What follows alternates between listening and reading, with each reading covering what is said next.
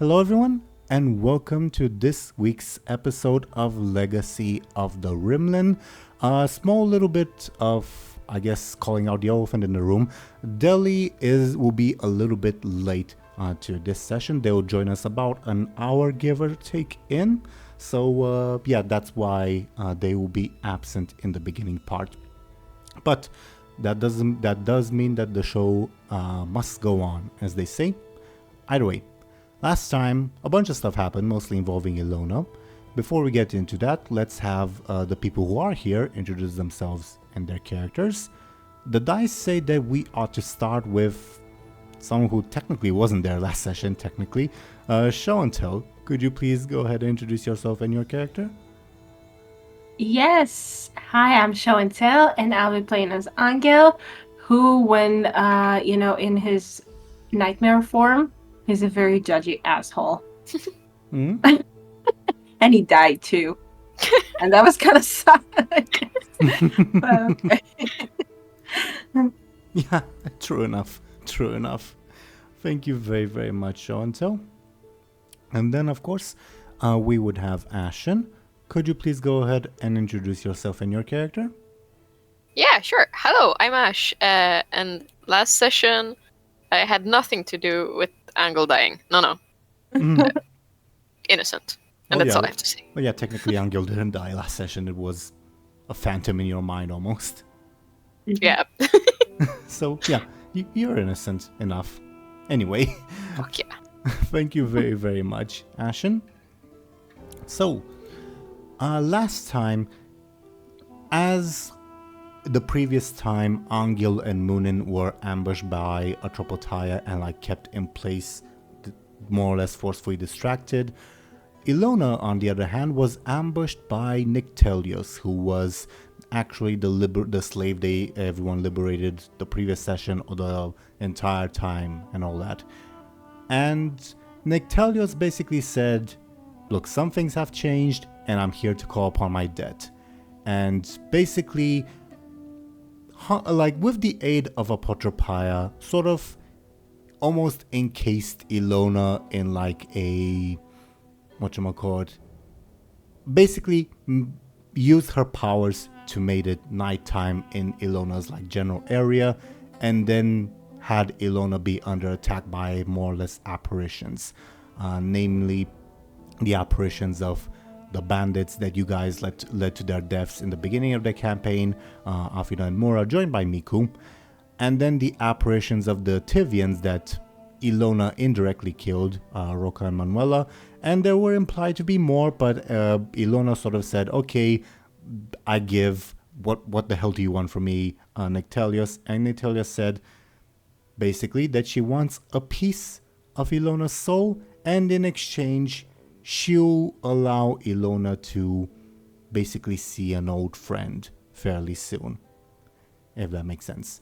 And for lack of other choices, Illona agreed. A piece of her soul is gone, which, sure, that'll go over well. And the apparitions vanished, except for Manuela, who apparently was never an apparition at all, but just driven mad with grief, if that makes sense. But nevertheless, Illona decided to finally rejoin the rest of the party, given what just happened, and that's more or less where we will join everyone. Now, Ashen, I think that obviously the only thing that Illona knows is that Anghel and Muninn went into the forest without that's pretty much all that she knows, and a general direction. She doesn't necessarily know where they specifically are, but I think Illona will be able to track them, given the fact that Muninn in particular very, very heavily smells of rot and strong wine, and Illona, for reasons that are slightly beyond her control, has a very, very acute sense of smell. All right. So I'll be sniffing my way there. And I will say, all the while you're traveling, you know that annoying feeling when you think you've forgotten something or you're missing something, and it's on the tip of your tongue, but you just can't quite place it. Oh, is that the soul feeling? Yeah, that's more or less what Oh, you're now no. constantly feeling like. Oh no! I'm just missing something, but I can't put my finger on what or how it makes me feel, if that makes sense. That's the worst feeling. Yeah, that has to drive you insane. Yeah, yeah. It never goes away. Hmm. Well, until you get your soul back, but that's a different matter. Anyway, I think to sort of, is there anything, Ashen, you'd like sort of Illona to share with the class while she's traveling, like of her own internal thoughts and feelings before we switch over to Anghel and Muninn's POV as Illona comes in? I think with that feeling, she would like probably pat her pockets a lot. Like, did I misplace my daggers? Do I still have like the gun? What is missing? Annoyingly, everything is where it's supposed to be, like in terms of your personal belongings, but you still get that nagging feeling. She would continue pat away as she's walking.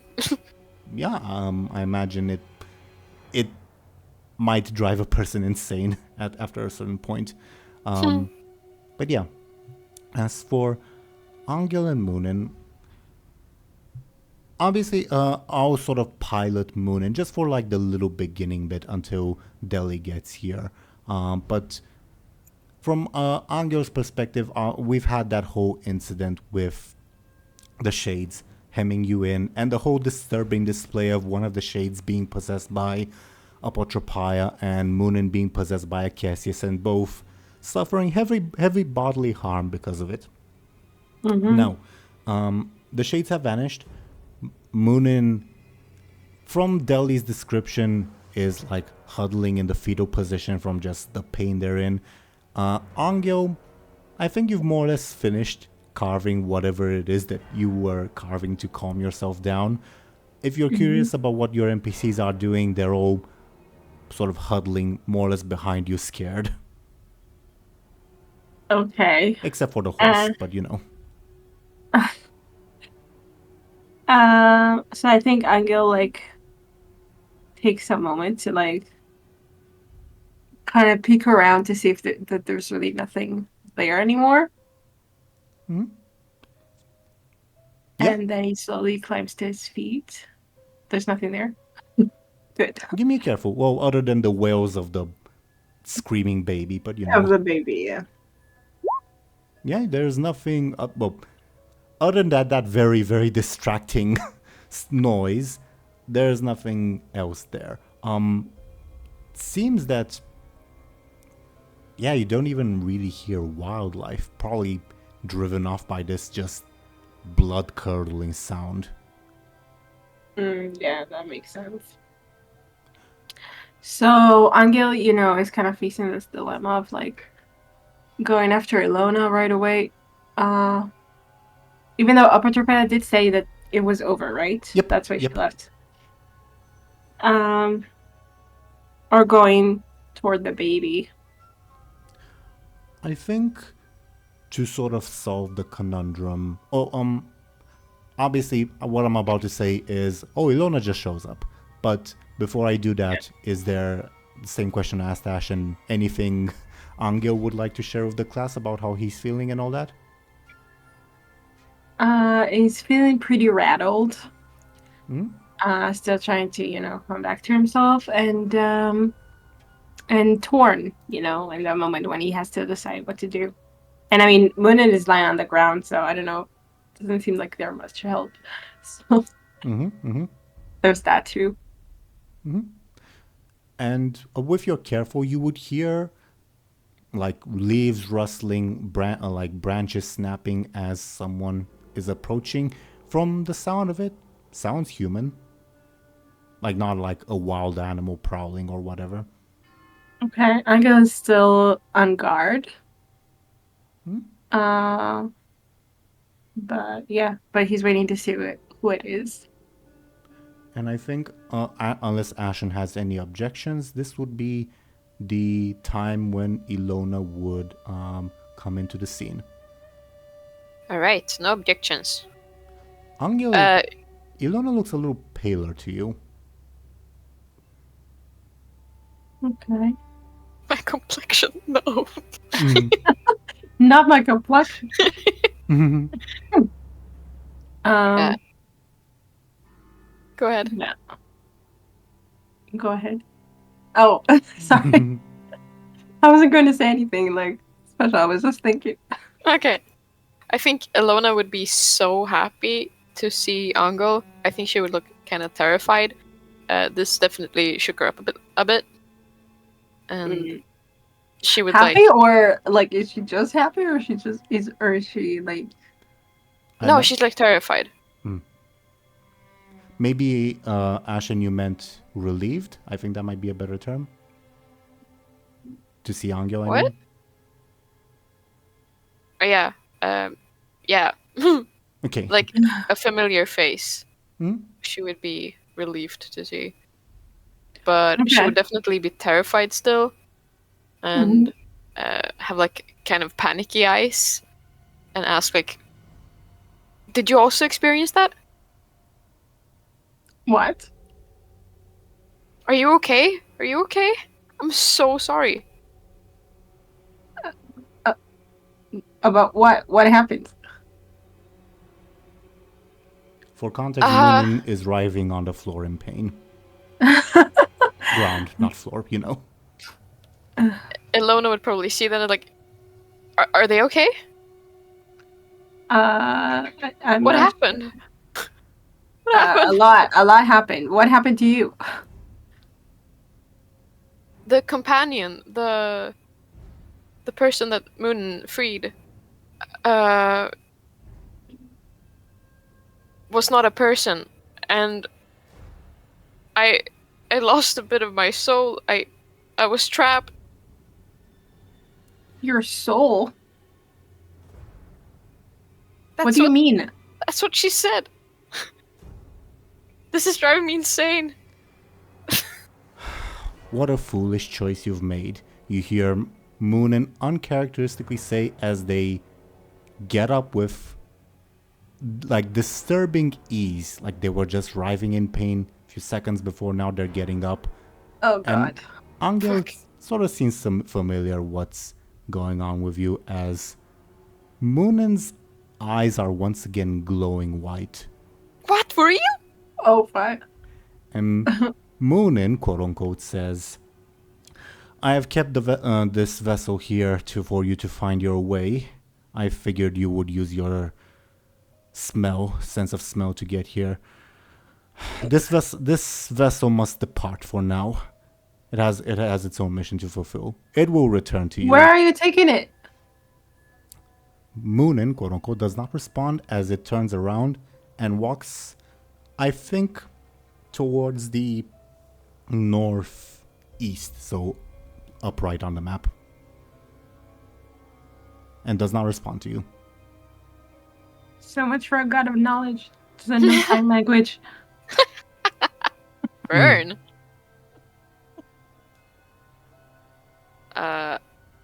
Illona would be scared as fuck and just I think get closer to Anghel for support, moral support.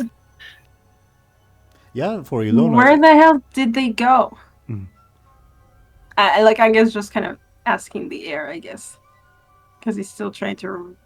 I don't know. Do not try to follow. You hear Kessis' voice, well, Munin's voice, as they sort of vanish in the thicket. And once again, Kessis from Muninn will say, "They will return. They will return soon enough. Do not worry about that." They mean. I Muninn. told them not to go to Kessis. This is too weird. Yeah. As I mentioned, as I was going to mention rather, Illona, this is for you the first time you would see this possession happening, and it's unnerving, let's say.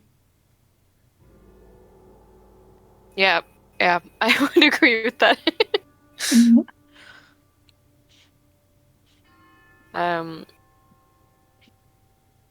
I think Illona would like try to explain what happened as best as she can to Anghel while Muninn is going away. With all the details? No, but like more generally, not maybe all the details, but like that it was Nyctelios and stuff. And she Why would did leave you out. give her your soul? I had Why no would you do options. that? I had no What do you options. mean?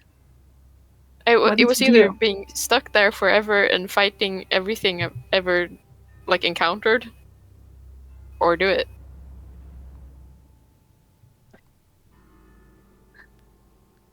And she would This is obviously not gonna also make leave sense. out the part where she shot Anghel. That would not happen in this way. Yeah. I was kind of getting that feeling. I will mention the horrible wails of the baby stop. What? Not- They stopped? Stop? Yeah, not like in the sense of like you don't hear, say, I don't know, sounds of violence or whatever as if they were stopped violently. It's just they stop. Like wah wah, nothing. Okay, that's almost worse. Yeah, Anga kind of looks in the direction that it came from, and it's like, and I guess he signs. What happened? What just happened? Illona would start working there and like sign for Anghel to come with. Okay. I guess Angel does. Plus his +4. Yeah, they can do whatever they want, but I guess they're coming too. The two fairies are humming the Prince Anghel song to themselves in an attempt to like calm themselves down because they're very scared. Cute. Always thirsty drinks to calm his fear, of course. The horse shows no signs of fear because, you know, it's actually like a destrier or whatever. It's a what now? It basically a war horse. Oh. Where do you head? A war horse, but he looks like a. Okay. Yeah.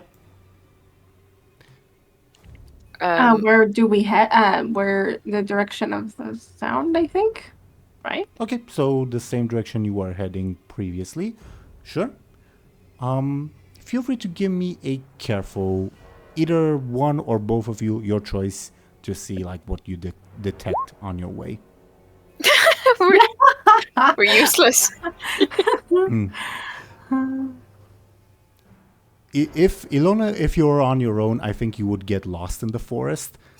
Anghel has a slightly better sense of direction in the sense of he's not gonna get lost, but he's also not going to find much.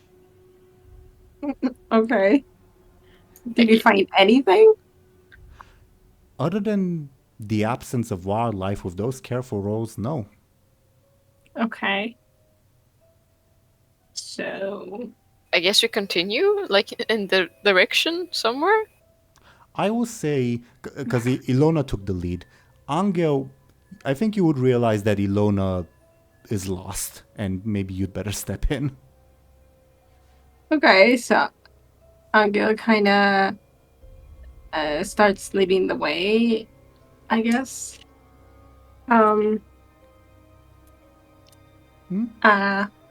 Yeah, I don't know. Sure.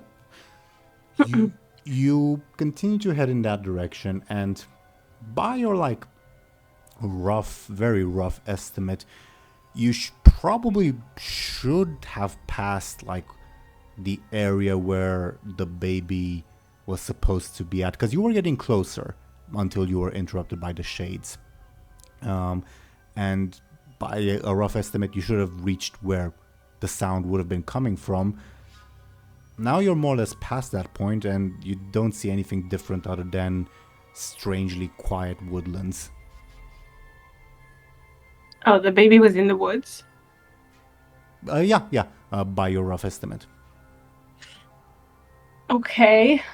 So Angel kind of, I guess he goes goes further a bit to see if he finds anything, and then when he doesn't see anything, he goes back to where he thought the baby should be, I guess, and he starts.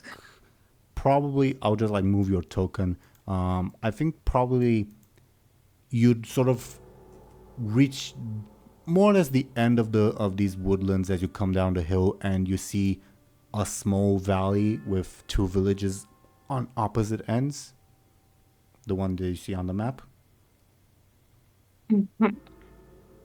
You feel free to give me a careful to either one or both of you to like infer if you can sort of detect, for lack of a better term, anything from those villages. Illona got a Nada. 1. Okay. Oh, My good. God, how Okay. did that happen? Woohoo. Show&Tell, obviously I'll describe some stuff, but any questions you have, I will answer with your critical success of a careful, okay? Okay, I'm not complaining. Okay. As you make your way, not necessarily make your way, but you reach like the little rivulet of this little valley in between the hills and the 2 villages.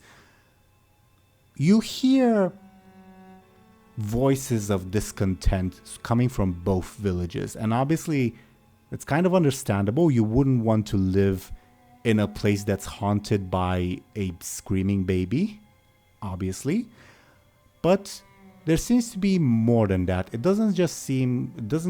don't just hear discontent or oh, fucking baby or whatever. You hear almost sounds of not violence, but almost people getting ready to become violent. I'm gonna become violent, I swear. Well, sort of, you not just here, but you also see like mobs gathering in both villages. And Against each other? Does it look like? Or... that's what I was going to say. It doesn't seem like they are getting ready to do anything violent in their particular village, but rather they seem to be cautiously marching in the direction of the opposite village, but stopping before they make it too far. They sort of get into almost shouting, well, a bit farther away than shouting distance, as they begin hurling obscenities at each other, and then both mobs return to their respective villages. Obscenities and threats, Okay. obviously. They're friendly. You, because of your careful,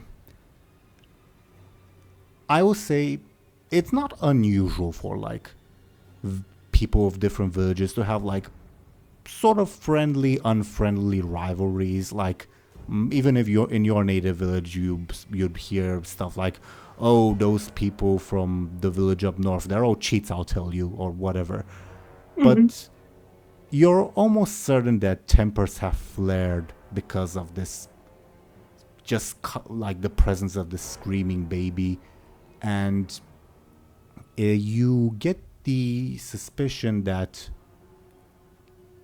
maybe the baby is from one of these villages or from both of them, and maybe they're blaming each other. The baby's from both. Oh, so like his parents are. One or both, is what I mentioned. And maybe you get the suspicion that maybe these people are blaming each other for what's happening.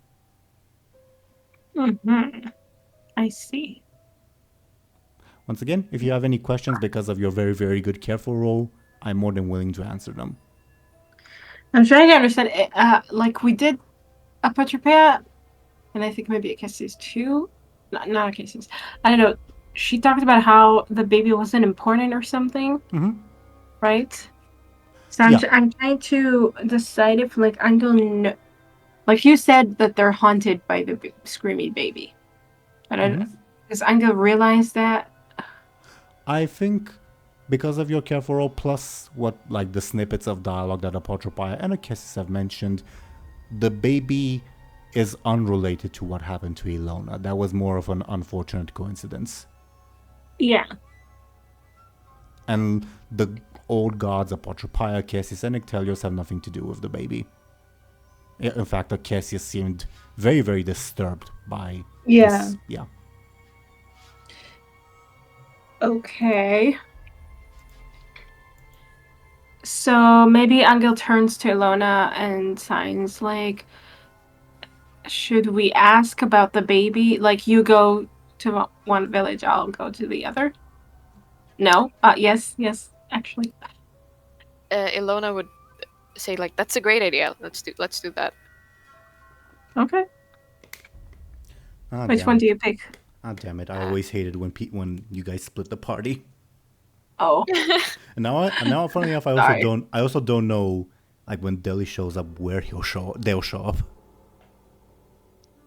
Okay, so maybe not. Maybe we should go together. You guys continue with your plan as if I said nothing. Don't worry about it. It's just that I need to figure out some logistics. Okay. Or we could go together. Because I think there would be reason for that as well, because Illona is so Yeah, I was still thinking terrified. that. Or maybe she doesn't want to like lose sight of Anghel at the moment. Yeah, we can say like...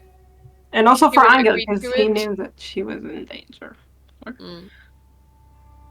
Illona would agree to it, but then like immediately run to Anghel again, like, you know what? Okay. What if we do it together? Anghel's like, okay. And I'll mention, because of your careful role, the northern village seems bigger than the southern village, and the northern village does have a church while the southern one does not. That is not necessarily unusual. You're aware, like you are also aware. For instance, your local village priest minister to other local villages. There just simply isn't enough priests to cover every single village, if that makes sense. Maybe they should all be one big village. Or one big priest. Anghel has just invented the idea of a city. Oh my god, he's so smart. Damn. I know that guy. Okay. So I think Anghel's gonna head toward the big village to start with. I mean, yeah. And Illona's gonna be slightly trembling with Anghel towards the big village. Okay. Sure. As you head towards the quote-unquote big village, you'd have to cross a small water stream. Do you do so? Yeah. Sure. I don't think anything would happen. Okay. Yeah, actually, I'm not going to say why, but yeah, nothing would happen. But you cross the stream, make your way into the fields, and as you approach the village, do you do so just plainly, openly, or... Sure. Yeah. Sorry. And trying to look like not threatening, if that's possible. I don't know. In Anghel's case. Can I get a flashy from you?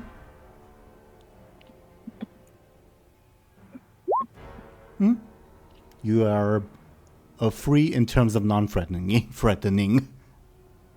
And we'll see. Okay. Nice. We'll see if that's good enough or not. But as you approach, you hear an angry male voice shouting at you. Hold right there. Who the hell are the two? Well, not two. 3.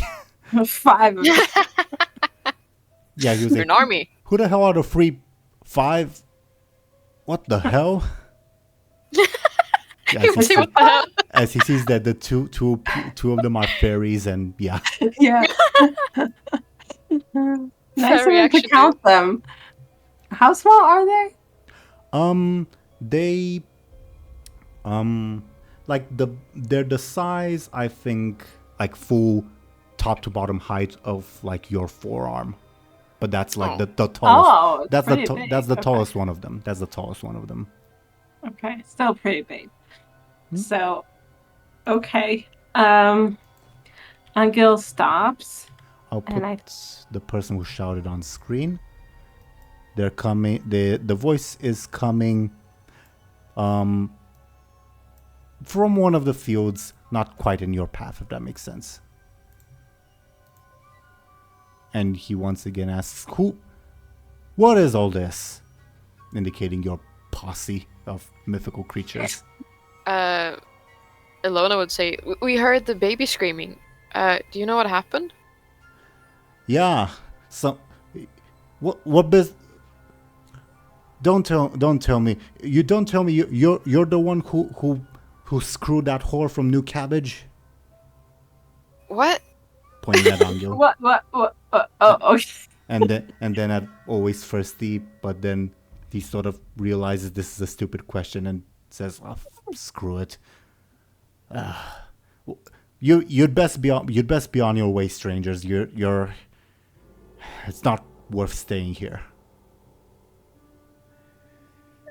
But they're safe? The baby? Oh.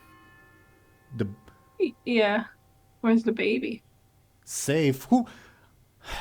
If we had it my way, I'd be out chopping its head off, whatever it is. But it already killed someone when we went to go look for it. No, the best. The baby? He ignores your question and continues. The only way to solve this is to get that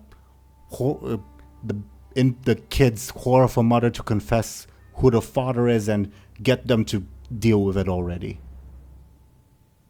You mean kill it?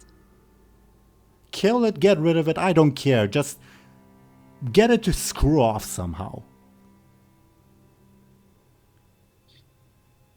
Illona would look to Anghel to what?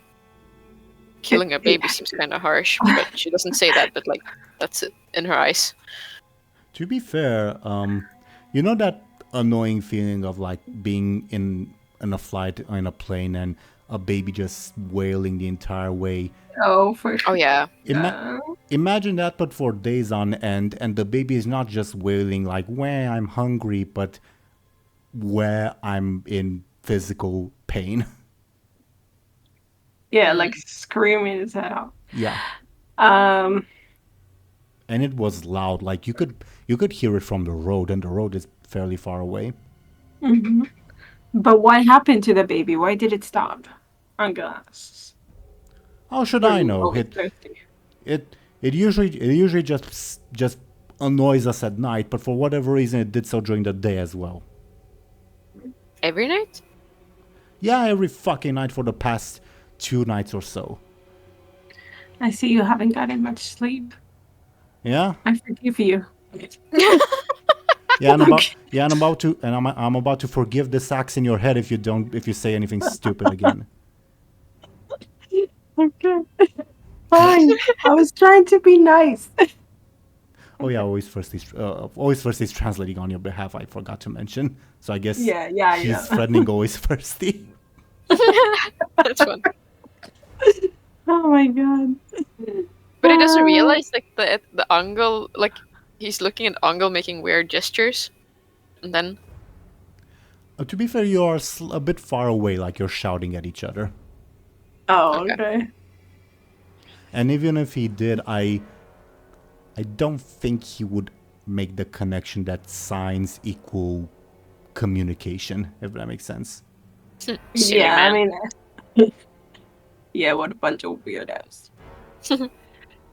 Okay. What do we do with this? Feel free to give me a clever to speculate on maybe why the baby showed up now. Oh, can I also?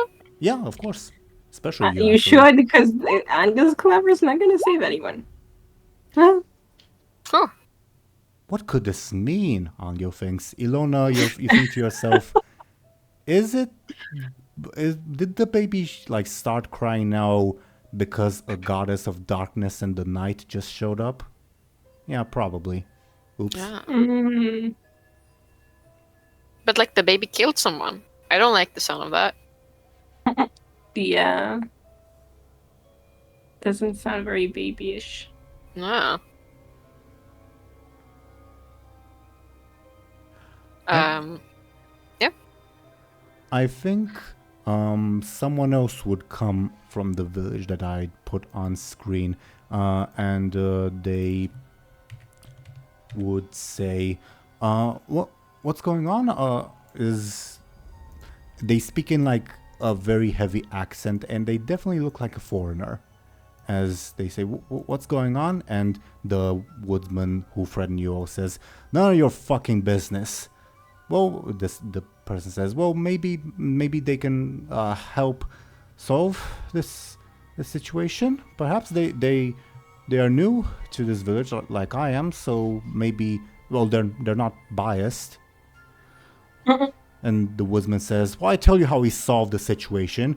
We go to the other village. We grab the whore of a mother, and we force her to tell us who the father is already. Well, that's one option. Hello, the newcomer says to the two of you. Well, two of you in your posse. What? Oh, Hi. Oh my goodness, he says, looking at the fairies. What is that? What are those? What are those? Don't worry about that. You're also new to the village? The fairies stick out their tongues at him. What? No, that's so mean. Feel free to give me a clever as to why. Clever. I mean, it's pretty rude to say, what are those to their face? Mm-hmm. Does Anghel also roll, or shall we take Illona's? Clever? I mean, I can do it. Why not? He's getting stupider by the minute. Stalls too much. Illona, you remember the previous time the fairies were rude to someone and why, and realize, oh, this guy's a priest. Ah. Oh, I was thinking that he was a priest. Wait, so the priest is new? Yeah, that's also the odd part. And Illona, you notice, this priest is clearly not a local priest. In fact, he looks more like a priest almost from your homeland. Not to say that he's Tivian necessarily, but rather he's sort of garbed in the way people from your area of the world would, priests from your area of the world would be, which isn't exclusive to Tivia. Okay. What that likely means is that this fellow is probably a missionary. All right. Oh, okay. What are you doing here? I'm preaching the true faith, and the woodsman says he's trying to make us turn away from our own priest, and says, well, no, not exactly, just trying to get your own priest and you kind folk to see the true way of how to worship the free. The fairies behind Anghel whisper, stupid party pooper. Yeah, what a party pooper. Is everything a party to them? Yeah, exactly. What party exactly we're having here? I think that's the worst insult they can come up with. Oh, wow. Pretty heavy insult, though. I mean, they just heard someone say whore, but okay, sure. Yeah, but, they're mythical fairy tale characters. They're not supposed to swear. Well, okay. Well, some of them are, but fairies in particular aren't, because they're the advisors to and heralds of Prince Charming. They're, always supposed to be prim and proper and all that. Okay, sure. Well, more or less, anyway. So the missionary will continue. I merely found my way here just as the fucking baby started wailing, interrupts the woodsman. Right. I thought it was the priest. I was like, wow. Right, says the missionary. But I've been trying to mediate between these two villages, and the woodsman says, that's not your job, that's our priest's job. But I'm the only one whom is not the father, so grumbles the woodsman. So I'm doing my best, but tempers are high. I myself have not slept well in the past few nights, and Well, I'm nearing my I'm nearing my breaking point as well, to be honest. Any outside help, I think, would be welcome given the circumstance. It better than a bloodshed, I think. What do you suggest we do? Well, he looks awkwardly at the woodsman. The woodsman glares at him. The missionary sighs and says, "The people here believe that you either have to, may the free forgive me, kill the baby, or have both parents apologize for its death. But only the mother of the baby is known." Wait, either kill the baby or have the parents apologize for his death? Yes. What does that mean? The baby's gonna die anyway. It's already dead, says the woodsman. The whore of a mother abandoned it in the woods a week ago. Oh, shit. Okay. It's a ghost baby. Not that's one way of putting it. Yes, it's... But how do you kill it then? Well, the priest hesitates and the woodsman says, "With an axe to its head, how else?" But it's a ghost. It's physical Do you enough know how It's ghosts it's work? already dead, you said so. It was physical enough to kill my brother. Oh, shit. Okay, that explains it. Illona wouldn't say that, but she would think it. Yeah. It sounds a lot easier to get the parents to apologize. Wait, who? Who are they supposed to apologize to? To the baby. Okay. Damn. Sorry for killing you. Yeah. Yeah. Well, again, the issue is that the father is not known. And the woodsman says, and the only way to know for certain is to get the whore of a mother to spill it. You're like, isn't it? If she's a whore, how would you know? I mean, maybe she doesn't know. From my... The priest... The missionary says, from my understanding, she's not... That's more of a pejorative term, not an actual job description. Sure. I don't think I really said that, but Okay. Dooley, walking back. Illona would suggest like that. What if all of the people from this village just go and apologize with that? Somebody ought to be right. It has to be the parents alone, or otherwise the baby will just kill everyone. yeah, exactly. That's what I was thinking. We've tried that already. Oh. And, well, I told you what happened, says the woodsman. Oh, it was your brother? No, he was not the father, you stupid... He will say some slur word. How dare you even suggest that of him? He was an honest and hardworking farmer, you know. I didn't know that, but great. How fucking dare you come into our village and accuse my brother of being... Now, tempers are high, as you can tell, says the missionary. I would recommend that you choose your words carefully, says the missionary. Okay.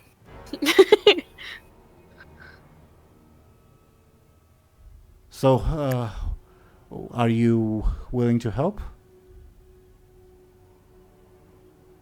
Illona would look at Anghel and the rest of the people there.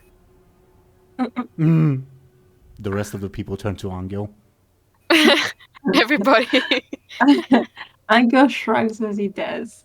The Prince Charming impulses to help, but yeah, that was obvious. And I think Anghel wants to help too. I mean, it is dead baby. Poor thing.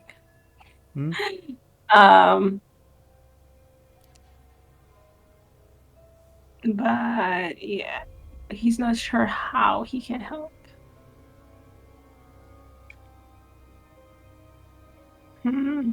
I mean, I guess he says, we'll try or something.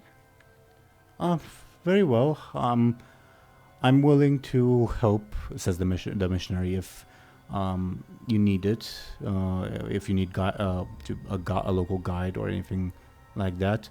He turns to the woodsman. Surely the people here know that these fine folk will be unbiased in whom they, if they find out who the true father is. The woodsman glares at him and says, "They have one fucking day. If they're not done by then, we're going to the other village and burning it down if need be." Right. But if you kill the mother, how will that help you? Well, we're not gonna kill her. We're just gonna tie her up and beat the crap out of her until she spills. All right. Okay. Illona would suggest to the rest of the people that we go to the other village and talk to the woman about it. Yes. Sure. Seems messy, but yeah.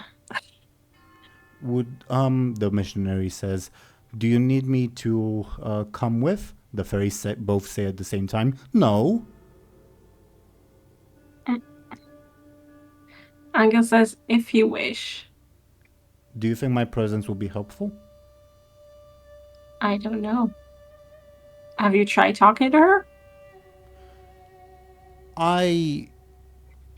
The people of that village and the woodsman will cut in and say they got her like she's some sort of fucking treasure. Okay. They won't allow. What do they get out of it? I mean, the baby's hurting them, bothering them too, probably. The woodsman will reply, "Well, obviously one of them is the father, and they're not willing to admit it, so they're trying to blame us." Oh. But okay. More realistically, says the missionary, they probably just want to protect their own. All right. And this plays into what I described to Anghel previously, that people of the same village tend to stick together, if that makes sense. Yeah, it does make sense. And also, sorry. Do you want to say something before I introduce our sort of guest? Not guest, but you know. I'm just thinking okay, they're protecting their own, but maybe they're suspicious because they're protecting their own, but they're not. But there's the problem is still present. Yeah, we need to ask them, I guess, what they're doing. You are only getting one side of the story, definitely. But that being said, Illona and Anghel feel all of a sudden the very, very strong smell of rot and strong wine coming from behind them as Dely joins us. Hello, Dely. Hello. Hello, everyone. Thank you so much for being very patient with me. No worries, Dely. No worries. Would you care to briefly introduce yourself and your character, as tradition demands? Absolutely. So, hello, everyone. I am Dely, and as usual, I'm playing as Muninn. They're a traveling scholar from Brightland, probably not the best decision maker of all time. And currently, well, I don't know how much I can say what they've done currently. Without getting into obviously we'll see what I've been up to, right, in a minute, but not much above board. But what you've been up to, what Muninn has been up to, is basically look. Cassius had them look for clues, so to say, Scooby-Doo style almost, and you know that like very long DM I sent you. Yeah, that's sort of the conversation that you've had. Muninn has been sort of spoiled, for lack of a better term, of what's happening, but obviously with some specific instructions. Okay, awesome. Does that make sense? It does make sense. I did have a quick read before joining as well, so I have some sort of general like I'm not going in blind, basically. Sure. Basically, what you missed is Illona and Anghel reunited. When they did, Muninn creepily stood up, briefly possessed by Cassius, and screwed off in a different direction, basically saying, "Don't follow me, I'm doing my own shit." And I love it. and Illona and Anghel continued to investigate the whole baby business. The wails of the baby stopped. Illona sort of surmised with her clever that it has to do with the Nyctelios showing up, because the baby only cries at night, and Nyctelios is the goddess of the night, so, you know, that's why it happened. But I'm trying to like juggle between telling too much and too little, because Muninn knows some stuff, if that makes sense. But I would just say Anghel and Illona came into like the Little River Valley. They decided to head to the northern village first, and they met with the missionary and let me see how I named them in your description. The local woodsman of the northern village, Dely, and they got some info out of them, and they were sort of deliberating, maybe we should go to the other village and find the mother. And that's when Muninn shows up to aid. For context, the last thing that they missed was the missionary telling them, "Hey, would you like me to join you?" The fairies both said no. Muninn, Cassius wants you to say no, as you suddenly creepily join the party. No. No. Yeah, exactly that. As Muninn approaches, I feel like with a slight limp, holding their right arm, they would proclaim no. They would say no. Like, I don't agree with this. "Who the hell are you?" says the woodsman. Wait, none of you have told me your names. Can I be a spoiler before I get into RP mode? Can I say everything that you've told me? Not like I'm not gonna like read it all out. Like, you know what I mean? But like, if I said like, I don't know, someone's name, would I like? Is that allowed? Oh, the woodsman's name? Yeah, you can say it. The woodsman has not introduced himself, so it would be very creepy to hear his name. But sure. Yeah. See, that's what I'm aiming for. Fair enough. Oh, but on that note, I should DM you the missionary's name, because that'll be extra creepy. Okay, cool. Let's creep them the fuck out. Yeah. So as I approach, in response to the woodsman's sort of question, like, Muninn would say, like, I am Muninn, Oracle of Cassius, and you, Plessu. What of what now? What? How do you? He like levels his axe at you. Yeah. Do you have anything to do with this? This meaning the general situation. If he's asking me, I would say, yeah. If he's asking Muninn would say, this has nothing to do with me, and your decision, or your, decision, right? Your decision is, sorry,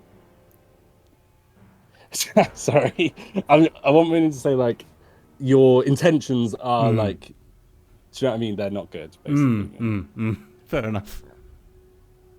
The woodsman looks properly creeped out, as does the missionary, who narrows his eyes in like, what the hell is going on? Meanwhile, the fairies are sticking out their tongues at him. The missionary, I mean. Illona and Anghel, any opinions on Muninn's sudden belligerent return? If the stinkiness didn't come first, she would have been jump scared. But now it was kind of like expected. Yeah, it's Muninn time. Like, did Muninn like come back on foot, kind of like walked all the way back, or they came? I mean, I guess. Yeah, they were not mounted on a horse, if that's what you're asking. No, I was just like, for some reason thinking like, did they just like appear? I don't know, like, did the kisses do something? I think that's more or less the intention, but obviously the smell spoiled the surprise. Okay. Yeah, definitely. I will say, Deli, Muninn, all the while, like while they've been absent and all that, they've just walked. They weren't like teleported or whatever. Okay, that's fair enough. I feel like that would. I would say that would explain the limp, but then obviously they would probably be limping anyway, even if they were teleported, because of the whole possession thing. Mm-hmm. Plus, you like you hurt your foot earlier today. Yeah. Remember when you were dodging the landslide and all that? Yeah. Oh my god, I forgot about that. I'm really. That happened today. Jeez. Like, yeah. Wow. 2 hours ago at most. Oh no, for like 3 hours because you had a nap. Damn. Too many things I'm really are wasteful. happening, guys. We need a nap. Yes. Another one. So I guess. So just as like a reminder or whatever, as Muninn's approached them, they said like, "Oh, you woodsman, your intentions are like foul." Like, how did he sort of respond to that? I can't remember what he said. Responded by saying, "What would you know?" And then when you mentioned his name, he got freaked out. Oh, okay. I guess Muninn would say like, I know of you and I know of you and what is like happening in this village and the next village over. Oh yeah, he says, clearly pretty frightened. You see the father? Oh, That's what I was thinking before. Muninn knows the answer to that question. I do, yeah. So Anghel would turns to Anghel Muninn and ask- is like, "Is he the father?"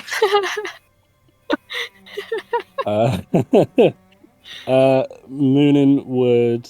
I'm just double checking because I want to make sure this is right. But I feel like Muninn would shake their head and say, "No, this isn't the father." But let me double check. You are correct. He is not the father. Oh Okay. damn. Okay. At least. I'm sorry, but at least like nobody said it out loud, so he doesn't know. He doesn't know that we asked that. That's a good point. So, was he questioning whether or not he was then? No, that doesn't make sense. Surely not, right? Anghel surmised based on the woodsman's violent reaction that, oh, is he hiding the fact that he's actually the father? But no, he's just very much on edge. Right. The woodsman, Plessu, didn't sort of allude to that then. Other than... Correct. Pleasure is very, very not aware of who the father is. Okay. So Muninn would shake their head and say no. But then they would sign to Anghel and presumably Illona and say like, he is not the father, but I know who is. okay. He's sort of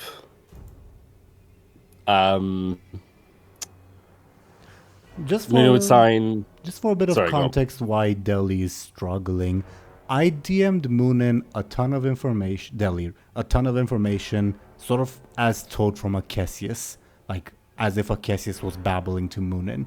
And Acacius gave Muninn a set of vague instructions. So don't judge Dely harshly for like stumbling over their words. They have a very tough job to do. I've got the name of the father in front of me. I just don't know how to like. Neither of these two people are are discussing with your characters are the father. If that's yeah. Right. Okay, that makes sense. In that case, Muninn would sign if they. Yeah. In that case, Muninn would sign their best because obviously names can be quite tricky. They would sign the name. And forgive my pronunciation. Is it Samuel or Samuel or something? The second one is closer, yeah.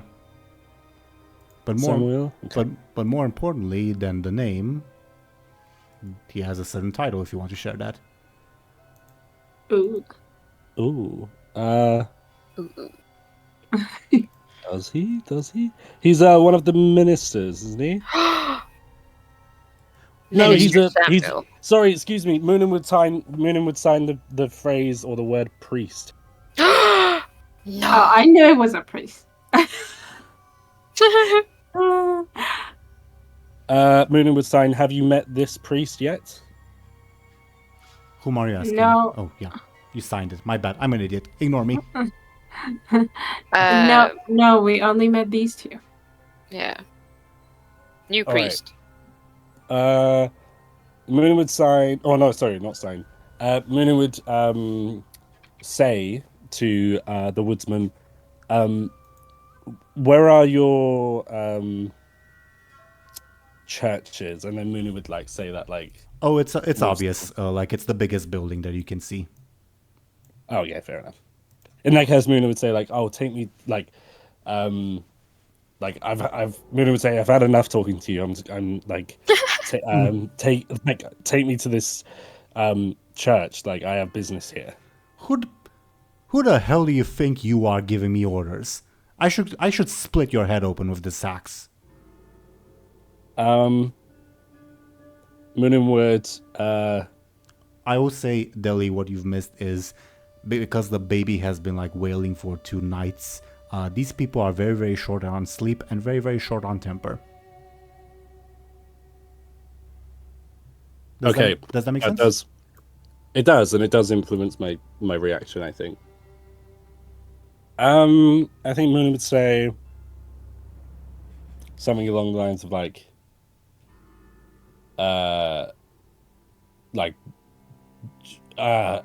if you were to try, you would only fail. Like, save your. You want to fucking test me? Guy takes a step towards you, leveling his axe. Do you want to fucking test me? Like, look at the numbers of us and you. You don't want to fight us. Oh yeah? And he yells out towards his village. Hey everyone, get over here! Oops. The missionary face palms. Oh yeah, I was gonna say Anghel face palms. But you beat me to it. So is this missionary in charge of the woodsman? No, he He's a new guy. Yeah, I'm fine giving out this. I'm giving out this quote unquote spoiler. He is very much a new guy to both of these villages, and he's the only one who's almost neutral in this dispute because he's not attached to either village, and she's very, very obviously not the father, if that makes sense, because he just showed up. Right. He has been trying to diffuse the situation and like has asked Anghel and Illona, hey, can you guys maybe help with that? So this riot, for lack of a better term, that's about to happen isn't very helpful in his viewpoint. Okay. Okay. In that case, Just think if there's a way to like diffuse his anger in a way that sort of makes sense. Could Muninn sort of cast some sort of like, even if it was like smoke and mirrors, but cast some sort of spell to be like, look, like stand down, like sort of thing, like.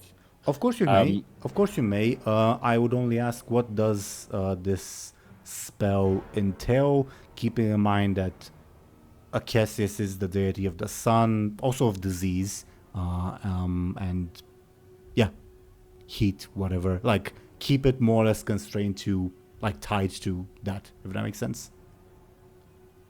Yeah, that makes sense. I'm thinking of a couple of. My first thought is like, because he's the god of the sun, maybe Muninn could like shine some kind of light and be like, look, like, I am not, like, be not afraid kind of thing, like not in a threatening way, but kind of like a, oh look, like I am like, you know, Angel I am God.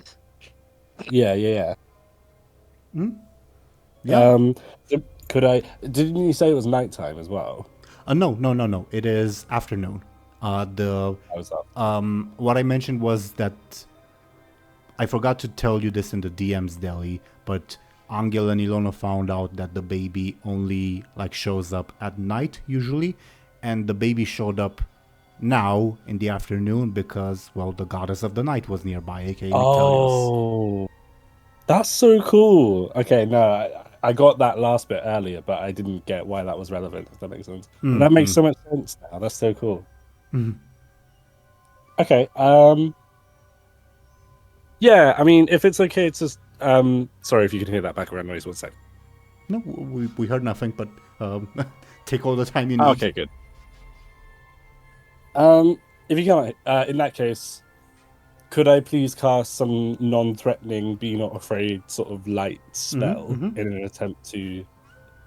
Yeah, if you want, you can like almost encase yourself in holy light, for lack of a better term. Sort of like a ray of sunshine directly beams down on you as if to signify you're special or whatever. Special. Yeah, that'd be really cool. Yeah. When do you do that first and foremost? Yes, please, if that's okay. Of course, sure. I'll add it to your tab that you owe Cassius. But second of all, as a sort of like rapid reaction, the woodsman will shout out in surprise and shock. The missionary will yell out, "What sorcery is this?" I know it's a meme, but I think he would say that. And I think he would try to like dispel your spell. How would you sort of oppose that, Deli? Fight. Yeah, I'll kill him. I'll kill him. Yeah. I would probably try to. Good question. You know, I would like to sort of disarm him before he can use a counter spell. Oh, you guys are far away, like you were shouting at each other. Oh, okay.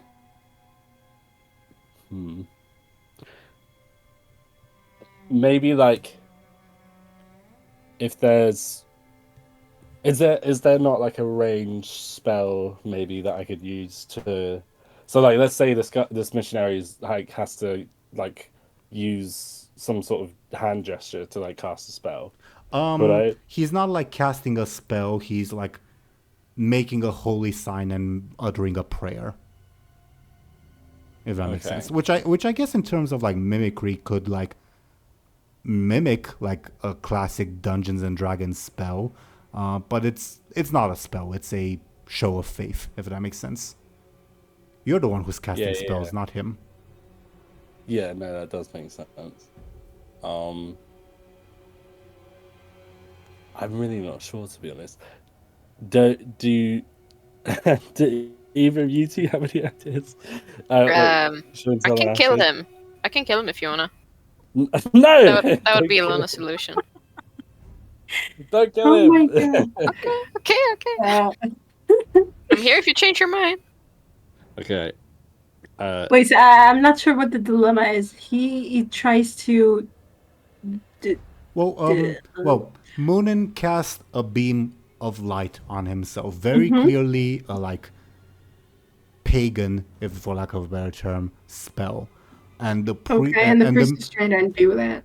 well, not necessarily, maybe not in kind of intentionally. The missionary rather, is shocked, like, what kind of sorcery is this, and like makes utters a prayer and makes a holy symbol with his finger in the air, partly to like protect himself, partly as like a begone foul fiend, which does have the effect of potentially canceling out Munin's spell. And the priest rolled and they got a 6, and that's the number Muninn will have to beat.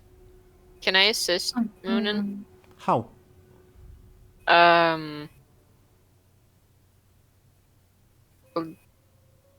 Can I cheer him on?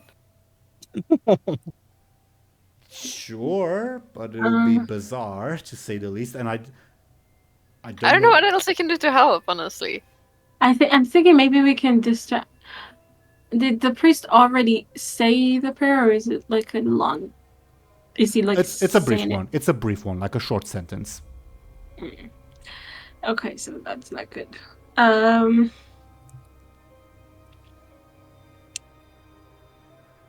was thinking like Knights of the Round Table kind of thing, where it's like as soon as Muninn starts beaming light and stuff, like, I mean, it's a bit cheesy and it's probably a lot to ask of you two, but like maybe you two could like, I don't know, like I don't know, like bow. I feel embarrassed like saying it out loud, but like, yeah, maybe something like that. My goodness, I don't know if I can do that. Right. Spiritual thing, speaking. Illona could take a kneel. That's about it. Okay. A kneel? That's a lot. That is a lot. I feel very honored that you take a kneel. Take a kneel. I feel think the honored most that you can kneel. Is it like Moon is like with their hand trying to like get down? Yeah. Come on.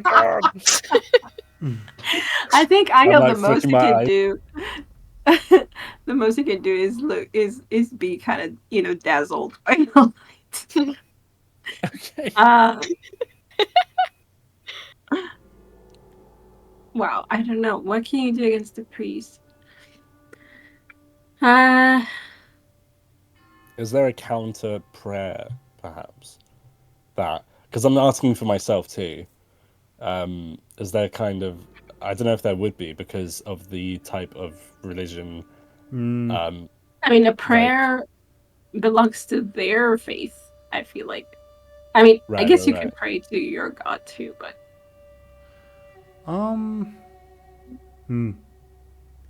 yeah, you're more of like spells rather than prayer, although there's a lot of crossover on I will say Arcesius, because I think he would like brief you on this. He is oddly silent on the matter. Feel free to like potentially give me a clever as to why, but 4. Probably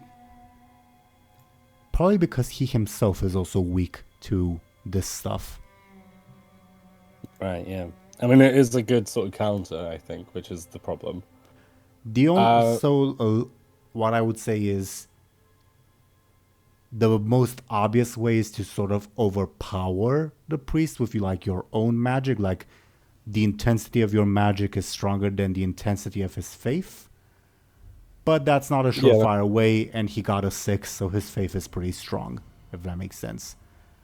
As there isn't a specific spell of like counter spelling the priest's prayer, if that makes sense. Sorry. Arcesius would advise either be stronger magically than the priest, or like physically harm the priest somehow to like disrupt his prayer. Well, Illona That takes makes a need to like assist if I can do that. Whatever. Yeah, I wanted to disrupt his prayer, but you said it was very short. So I was like, okay. Yes, it is in this case short. That's more of a general advice, unfortunately. Mm-hmm. So we have to be violent. I mean, you don't have to. This isn't as much of a life or death situation as you make it out to be. Yeah, no. I mean, it kind of is, though. Muninn is trying to calm down the dude who's trying to kill us. Aren't they?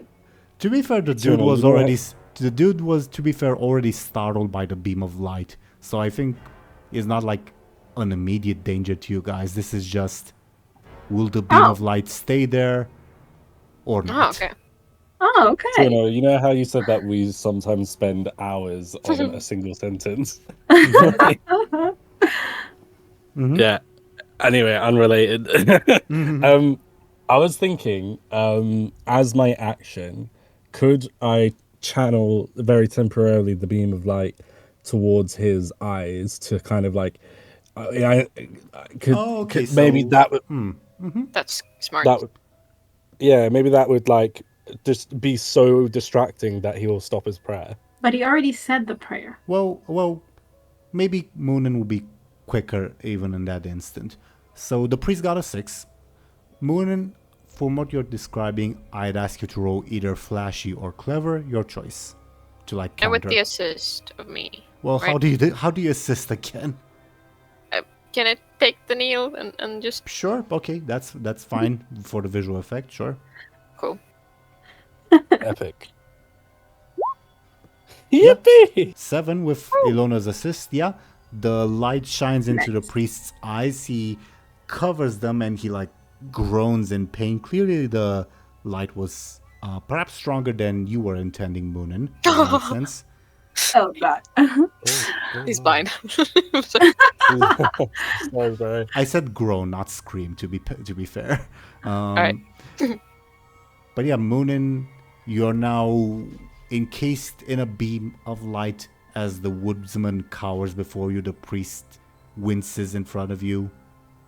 You suddenly made a spectacle as like people from the village begin like poking their heads because the woodsman called for them. Okay. I'll try my best not to butcher this, but I feel like as Muninn is sort of showing this light in a very sort of biblical sort of like display of like magical power, they would say, they would probably repeat themselves and say like, I am Muninn, Oracle of Acesius, and I've come to speak to your priest, Samuel. Sure, close enough. How do you want me to say it? Is it Like, Samuel? we don't have that kind of The guy. like That's so, what I say. quote unquote canon pronunciation would be Samuel, but you do whatever. Samuel. Okay, that's okay. What I rolled was the priest trying to like whether the missionary rather, knows who Acesius is. With that roll, probably not. Oh. Okay. Could I describe, like, in terms of describing Acesius, he's like the old god of. It would be saying the old god of knowledge and sunlight and everything. Adding the old, is that like insulting or is that? I feel like it might be. Acesius, I don't think would want you to say that because old and new, like the contrast of old and new, sort of almost implies almost like a form of equality. Acesius does not want you to showcase himself as like an equal alternative. Rather, he wants you to showcase him as the superior choice, if that makes sense. Yeah, that makes sense. In that case... sorry, go ahead. No, what were you going to say? It wasn't really that important. Just that to me, it sounds like old sounds like it was like, it's kind of passé, you know? Like, Right. Like it sounds like he. It's like it sounds like he used to be like it's Yeah, almost exactly. like, oh, he used to be the okay. Cool. On the other hand, if hypothetically you were to say to like a random villager, oh, it's like this old spell or whatever, they wouldn't think, oh, so it's useless now. They would think, oh, so it was something valuable. Like they view old as respectable, if that makes sense. That said, in this specific circumstance, Cassius does not want you to use the term old because it implies, the whole alternative thing rather than the superior choice thing. Okay. So he just wants you to round say that up, yeah. To round that up, I think Muninn would say, sorry, I hit the wrong button there. To round that up, Muninn would say, so to reiterate, maybe Muninn would say something like, "Oh, I am the oracle of the all-knowing one, like the god of light and sun and fire," and like Muninn would like list off a few, like like in a very worshipping kind of sense, Illona, are you still assisting Muninn? Yep. Right. Okay. Then Muninn, can I get your flashy? Okay. Oh, ouch! What the hell? Okay. Um, I think the woodsman would throw a rock at you. what? Can I re-roll? I feel that was a really bad roll. You may reroll if you want, of course. Oh, so funny. Before you do, to sort of expand on your options, we forgot to say this last time, but happy birthday, Deli. Right. Birthday! Thank you very much, guys. For the viewers, Deli's birthday. Go ahead. I was just gonna say something silly, like I definitely feel 1 year older. For the viewers, Deli's birthday was on the 20th. This episode will air sometime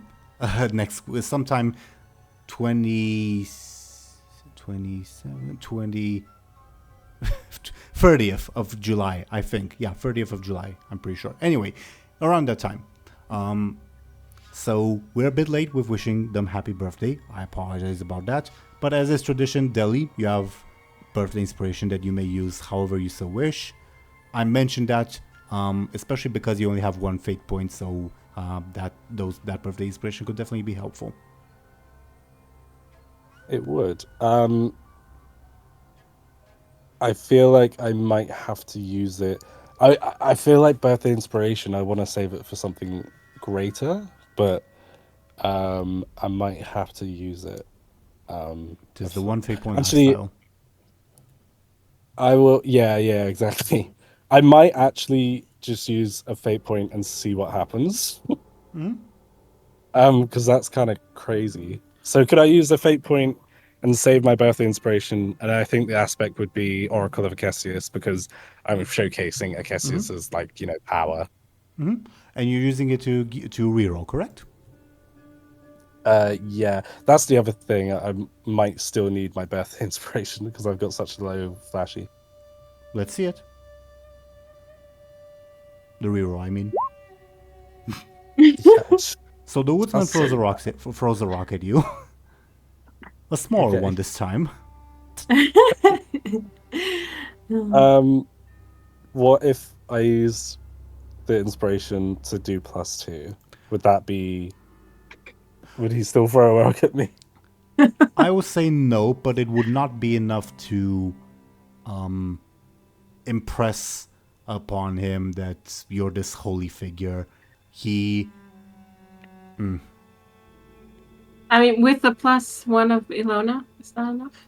Alright, Illona's still assisting, so it's a 0. Okay, so for 0, he's not throwing a rock, but he's not impressed. I would say the difficulty to impress him is 2. That's what I had in mind. Damn. Okay. So you can do a +2 now, and that will be enough. And get a 1, right? Oh no! No, get a 2 because.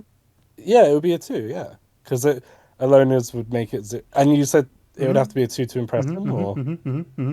Yep. Oh, so that would be enough. Okay, cool. Could I do that then, please? Sure. Yep. Thank you, Show&Tell, for pointing out that Illona is still assisting. Okay. So, yeah, with your proclamation, the fellow... I think the woodsman specifically would fall to his knees, not necessarily in partly in supplication, I guess, but more so in shock, fear, and awe, as like other villagers show up and like begin looking like, what the hell is going on? And the missionary is muttering prayers to himself, if that makes sense. Yeah, like separated from... Okay, cool.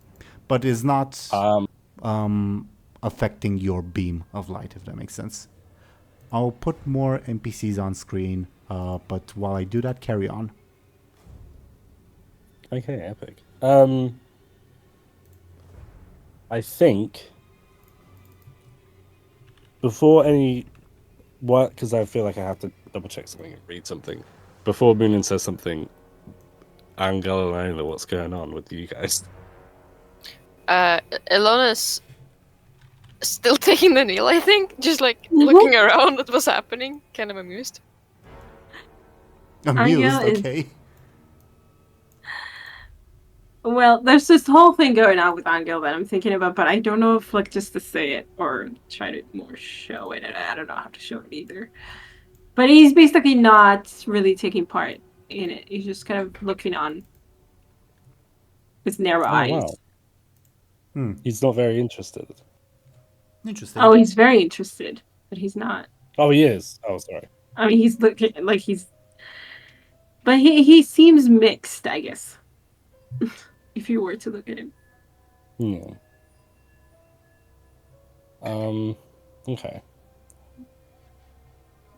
Well, I feel like Muninn would, after all of that shabacle, I feel like Muninn would say, I feel like Muninn would say,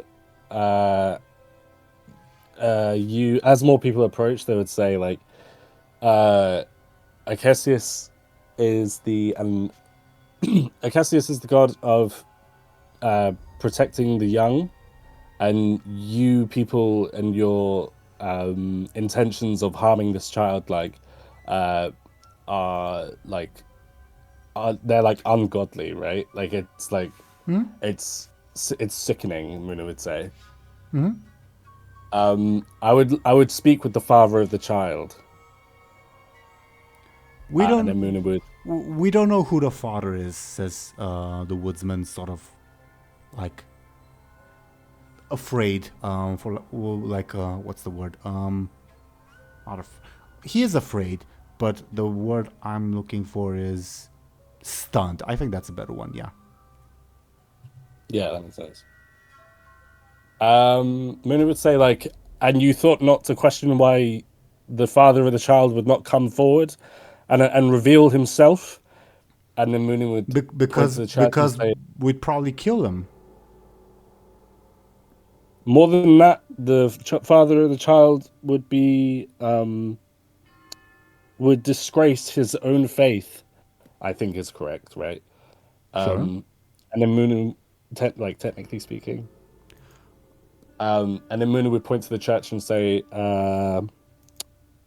Samuel, the priest of the church, is the father. And then Jeremy Carl would walk on.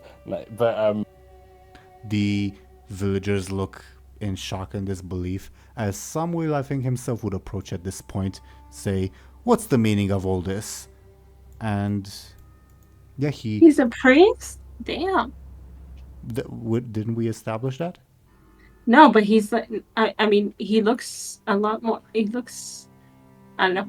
Is that how a priest look? Case by case. That is a priest. He looks like really, I don't know, like a nobleman or something. He is supposed to be a priest in that image. And I'll say many of the priests that you guys have seen in this campaign have actually been monks, and monks do look slightly different. Oh, okay. Interesting. By the It's way, just not what I would have imagined him to look like. That's all. But carry on. just for context sake, Deli, Acacius will tell you this. This woman right here, that like the one on the right, that's Samuel's wife, not the mother of the child. Oh yeah, I was gonna say. But Oh yikes! This becomes more and more, juicy. yes, it's messy, definitely, very much so. But you're I said juicy, but sure. sure. It's I do not disagree with you, but I would rather qualify it as messy. Okay. And Yeah. again, he showed up, said, "What's the meaning of all this?" And like you made your pronouncement, he's the father, and the villagers look stunned and confused because obviously, beam of light, it's very very jarring, but they're also not necessarily prepared to, turn on their long respected authority figure just like that, if that makes sense. Yeah, that makes sense. How about we turn this into combat? Obviously, sort of quote unquote mental combat, not physical combat necessarily. What say you? I think that's a good idea. Okay. When it's mental combat, the turn order is based on your carefuls, not your quicks. So it'll be Anghel, you're not last for once. Yeah. I think the horse is still more careful than you. So he still goes first. Anghel, Muninn, Illona. While I go and check like the carefuls of the priest and the missionary, because I think the missionary will also participate in this, the villagers probably won't get involved yet because it's a battle to convince them, I guess. Feel free to like fill in the air with, for lack of a better term, with your thoughts or whatever while I do so. Okay. I feel like I really want to get the people to sort of condemn the priest a bit, and also the fact that his wife, you say his wife or his girlfriend or something, the fact that she's there, Wife. his wife, okay. The fact that she's there is probably going to make things a little bit more a little easier too, because I didn't know that he had a wife. So who's so the that's other good. woman? That is Pleasure's wife, the woodsman's wife. Oh. I just put her there because I don't think she would necessarily be relevant to the story, but at the time I made all this, Muninn was not the Oracle of Acacius yet, so I just had her as like, oh, here's someone you can potentially question if like you suspect Pleasure of being the father. Mm-hmm. That's clever. That's clever. I'm more surprised that he has a wife. Sorry? Yeah. What was your question? What did you say? I didn't hear it. I'm sorry. Just that I'm more surprised that he has a wife at all. I mean, in this day and age, if you didn't have a wife or a husband at like 20, what the fuck are you doing with your life? Still. Okay. I like to. You guys are all latecomers. Yeah. Yeah. It's interesting that you say that these notes for this encounter, the notes that you have for this encounter, Muninn wasn't going to be the Oracle. That kind of like shows how far back you may have written these notes because Yeah, it's really interesting. again because of how long we've been doing. Like it's cool. It's cool. It's cool to see like the progression of the story, if you know what I'm saying. I, for lack of a better term, appreciate it. But yeah, I guess it is an encounter because I did suspect the possibility of a fight, but well, not physical fight, but you know what I mean. Anyway, back to the scene at hand. Samuel showed up. Now, in terms of initiative order, technically the horse has the highest careful, which says something. But obviously, Show&Tell, as usual, with the horse and always Firsty and whatever other companions you gather up on your journey, you decide whether they get involved or not. And obviously, if they get involved, that means they are potentially vulnerable. Make sense? Mm-hmm. So does the horse get involved? So for now, no. Sure. Then Samuel, the village priest, on his turn. What's his highest stat? Okay. He says, "What's the meaning of all this? Who are these foreigners who would spread such blasphemous thoughts?" And he would use his turn, basically making a forceful attack against you, Muninn, by also trying to dispel your beam of light with his own prayer. How do you defend yourself? "Quote unquote defend yourself, you know."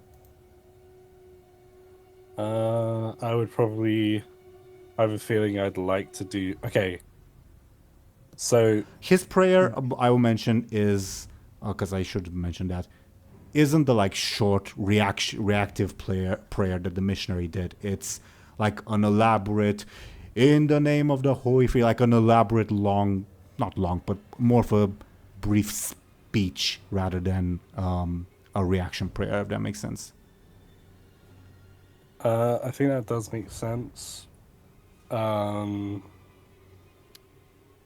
would probably try and do the same. I don't want to be a one-trick pony, though. I might try and do the same thing as I did to the missionary, which is to say, I'm already expelling a beam of light. Why not channel it a little bit more in this guy's eyes to like distract him? Flash your clever. Okay, cool. Ooh, tie. Tie means, I'm assuming Illona got off from her kneeling position. No. Fair enough. Okay. Just chilling. So for now, still has Illona's assist. So 7 to an 8 means the priest's quote-unquote attack fails, as he seems surprised that his elaborate ritualistic prayer has no effect, as the villagers like look at him like, "Wait, why isn't that big light going away?" If that makes sense. That helps my case, so I'm glad that worked. Anghel and Muninn, it's your turns. You guys decide in which order you go. Anghel, do you want to go first? Because I feel like... Let me see if I have some different music for this, but go ahead. I think Anghel wants to go, but I'm not sure what he's gonna do. Because he doesn't have to do anything but, hit someone really hard. And I mean, the ladle's not gonna be any help anyway. Oh, the ladle, like... I think I'd apply a malice if you try to hit a holy person with this ladle, actually. Yeah, no, I said that it was gonna help. Yeah, I was just emphasizing the point.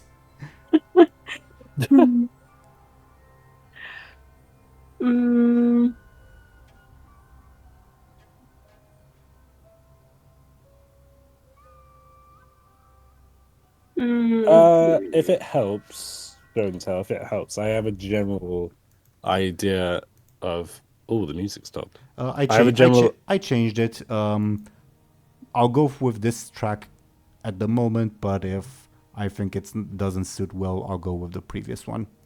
Because this is more of a religious battle rather than a haunting baby experience at the moment. Yeah. What's the difference?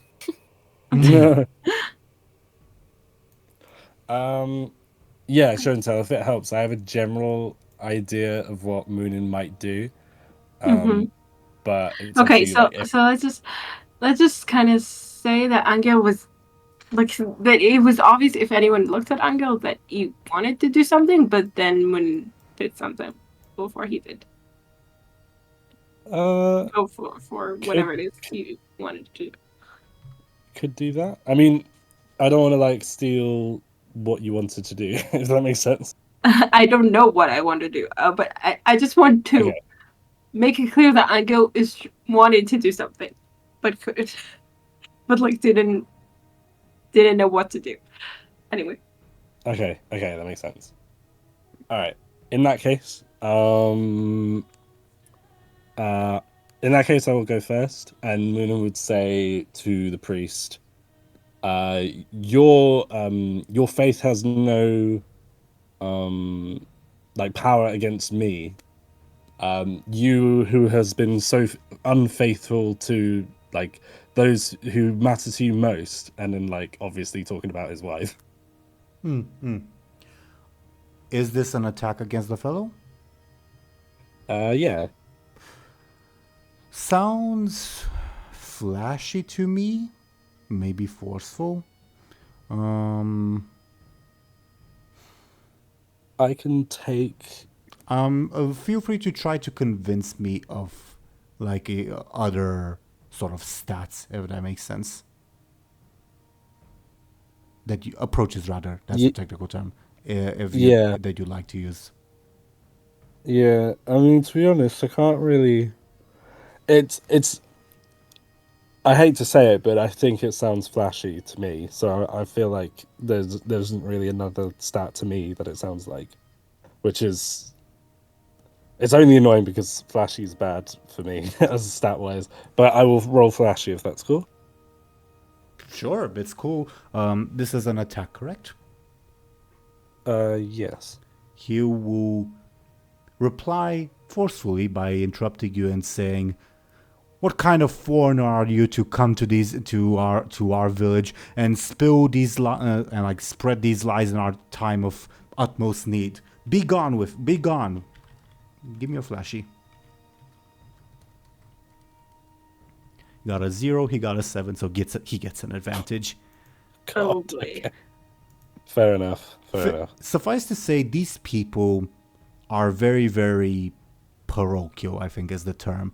As in, they're like loyalty to each other as a community matters more than like any potential wrongdoing that the priest may have partaken in, so to say.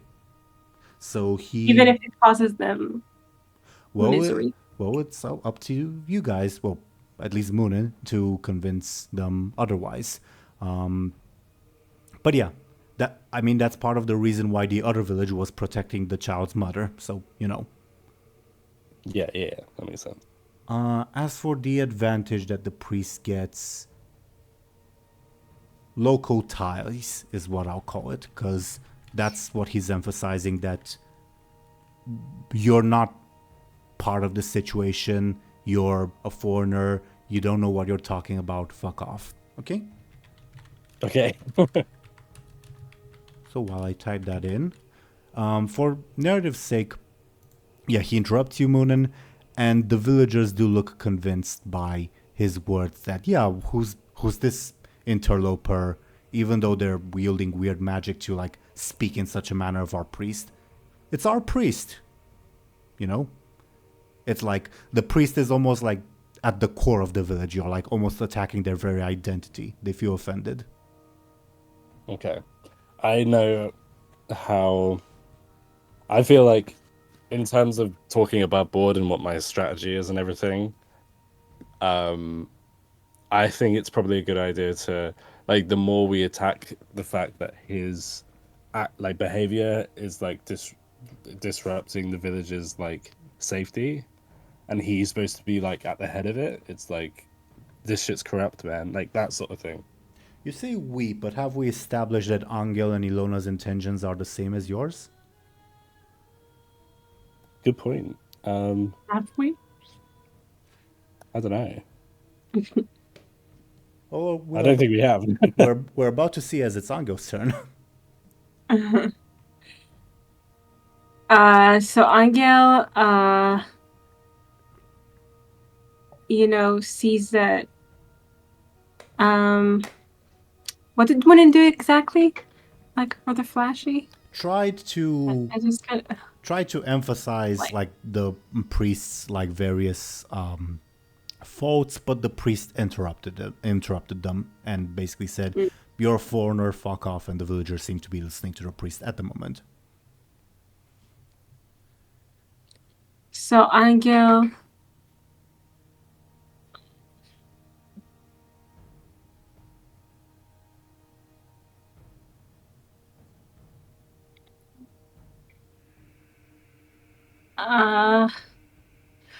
God damn it.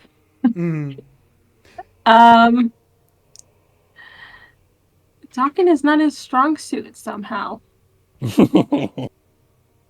Well, just because it started as a talking combat doesn't mean it can't get physical, but it would be, not the Prince Charming thing to do to attack innocent people.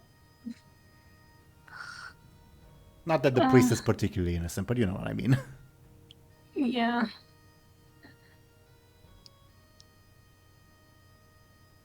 I will say... So I guess Anghel... Yes. I just want to say, like if you're thinking of ways to use your forceful doesn't just mean physical, like strength or Yeah, stamina I'm or actually whatever. trying to think of what he can say that will be forceful. Even as something as simple as "go fuck yourself" is a forceful. Go fuck yourself.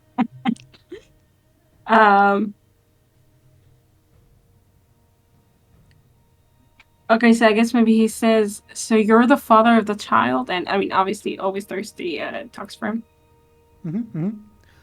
Sounds. Is this an attack or an advantage? What is it?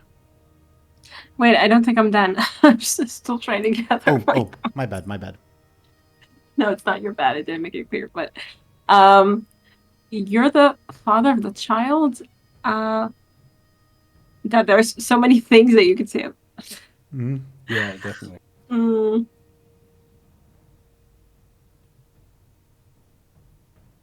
Are priests even allowed to have children? Oh, he I has, guess he has they a would. wife, and technically, yes, they're Yeah, allowed. I was thinking that. Just not with someone who's not their wife. Yeah, what about your wife? Didn't Muninn say that already, though? Did Muninn say that? Muninn alluded to it, yeah, and yeah.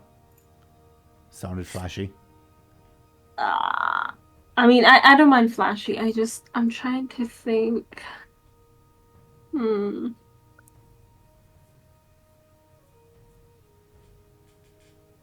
How to make it about the village.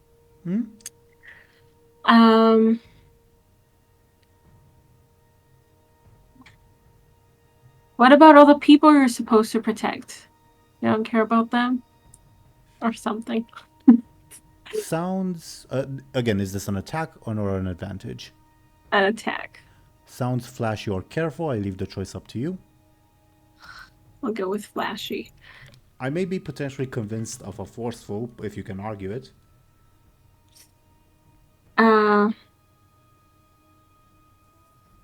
If he says it like kind of angrily, like, what about all the people you're supposed to protect? Is that... Okay, yeah. Well, I guess you'd instruct Always Thirsty to say it angry, or you'd like... Always Thirsty would do his best to convey your angry expression. Anghel would look angry, yeah, and Always Thirsty, hopefully. Yeah, sure. Fine, give me a forceful. Okay. He got a 3. So you're doing well. He tries to say,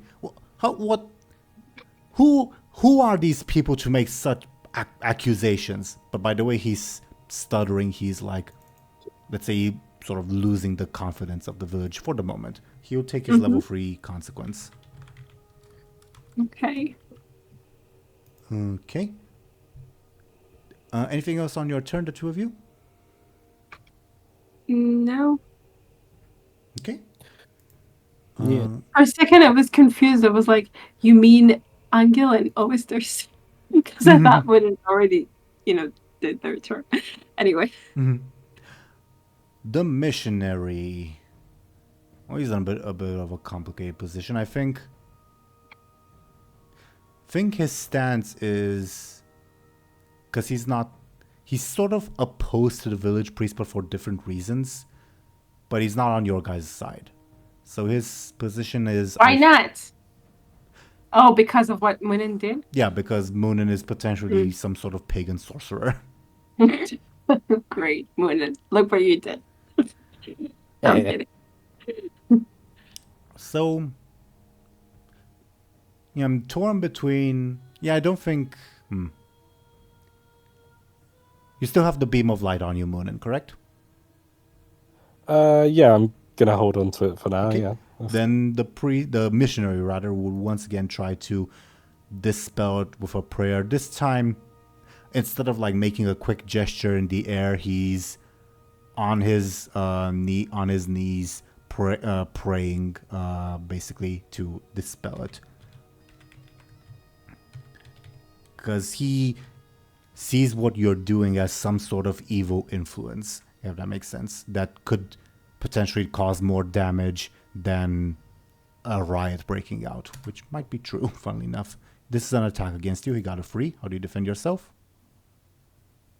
Good question without saying the same thing as last time. I think you Muninn can. would... There's nothing blocking you from doing that. Yeah. It's just I don't want to be a one-trick pony. I think maybe Muninn would... I think maybe Muninn would probably... Well, I guess to prevent you from being a one-trick pony, he's kneeling like face down in the dirt, if that makes sense. So I can't do the same thing as last time. So, I suppose that's helpful. I think maybe Muninn would... So he's face down in the dirt. I think he's praying and everything.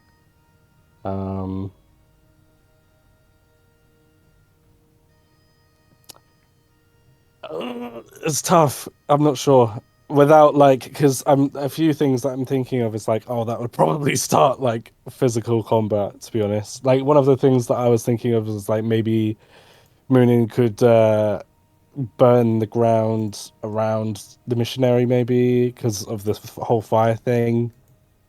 Again, as a way to so if that could work maybe if there's anything to burn. I mean, keep in mind, obviously, of course, the threat of physical combat, obviously, which may happen. On the other hand, what you're doing is very, very, very unusual for these people. So, surprise factor is definitely a thing.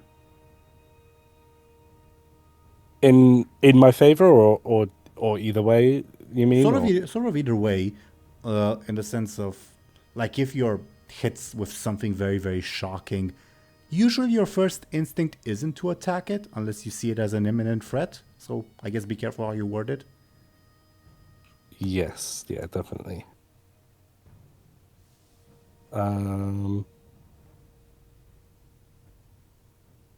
Maybe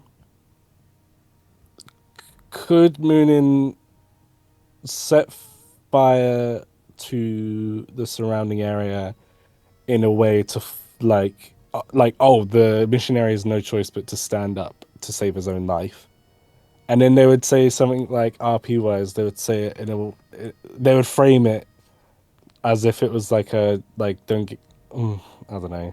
I was gonna say they could frame it in a way that is like, oh, don't get on your knees for a false god sort of thing. So it's like, oh, you're better than to get fall to your knees, I guess. And then I feel like Acacius would love it if people fell to their knees for him. So I don't know if that's very characteristic of No, it works. I mean, It works. Illona just fell to her knees. And that's true too. I guess Illona knelt, so maybe that's slightly different. I don't know. It works. It works because the priest is not kneeling for Acacius, the missionary rather. Definitely sounds flashy. Damn it. I can see sneaky, maybe. Would it be clever or careful? Let me give me a second to look up the official definitions of in the guidebook of clever and careful, because I don't want to make a biased judgment, if that makes sense. That does make sense. I feel like maybe in the case of careful, because I can sort of see it like that, maybe like Munin's being very careful to A careful action is when you pay close attention to detail and take your time to do the job right, lining up a long-range arrow shot, attentively standing watch, disarming a bank's alarm system. Clever. A clever action requires that you think fast, solve problems, or account for complex variables. Finding the weakness in an enemy swordsman's style, finding the weak point in a fortress wall, fixing a computer. Okay. Yeah, I guess... Yeah, I guess I can see clever. Yeah, that's a clever thing that you did. Okay, cool. I will do that in 1 second. Ooh, 3. Well, it's not tight because you still have Illona's assist, so you block the attack. You force the missionary to get up by lighting the grass around them on fire. He stares, shock, still uttering like prayers in just fear of you. The villagers also stare in shock. Illona's turn. I think I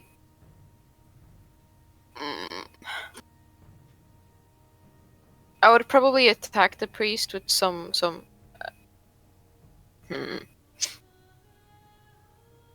I don't want to cause it to be physical combat. I really don't. I was like sort of thinking something like, okay, is Illona's gonna kill the priest now? It's not gonna go over well. I mean, I did consider it, but nonetheless.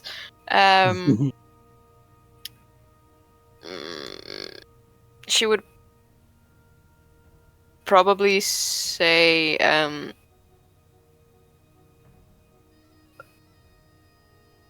let's just talk this out first, and if the priest is innocent, you guys can have like a off combat, but just get the facts straight first, okay? Is this an attack or an advantage? Maybe advantage. It doesn't sound very... It sounds like a careful one. Feel free to give me a roll, please. Oh, wow. Great. I think I'll use a fate burn for that. What are you invoking? I am invoking... The difficulty, I'll be honest, the difficulty I had in mind was 4, because... Actually, not 4. I think the fair difficulty would be 3. Because you're just one voice in the... Like a fairly small voice in the midst of like these...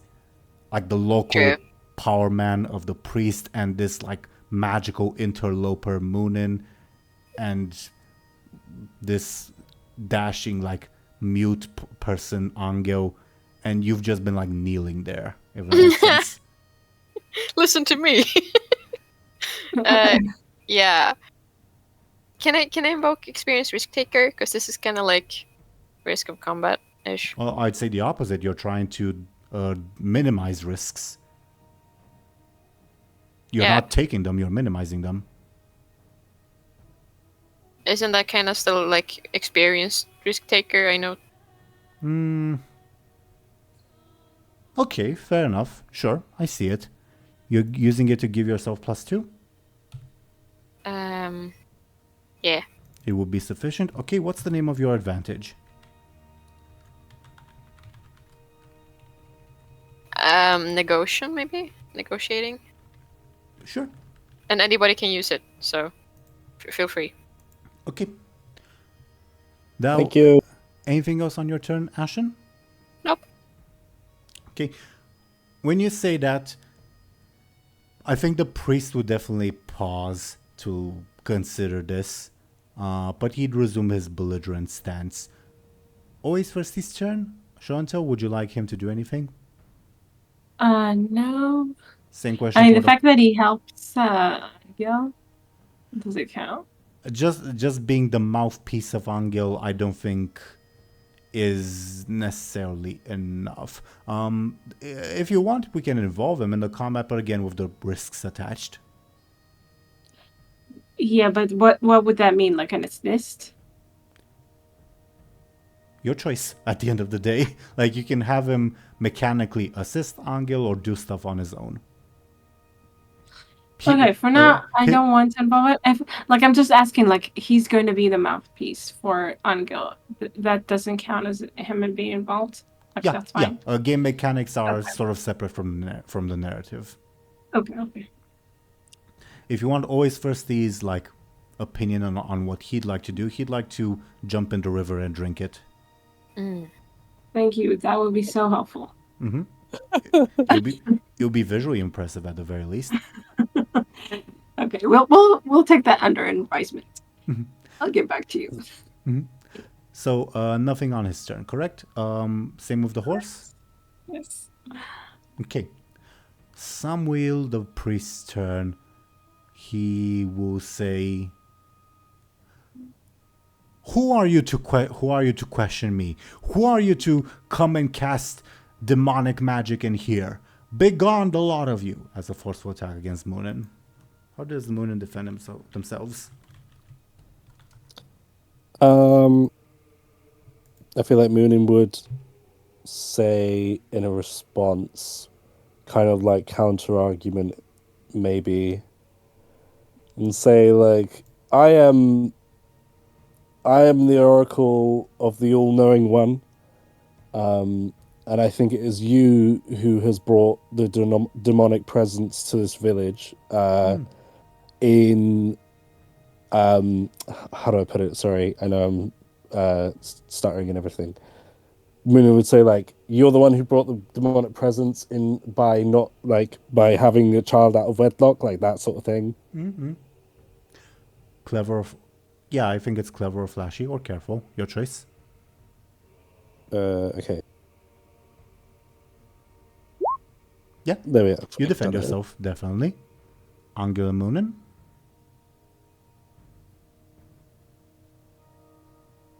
Anghel, do you want to go? Or Show&Tell, do you want to go? I was just thinking, I don't know. I was just thinking that maybe Anghel could say something like, Who are you, a priest who wait. A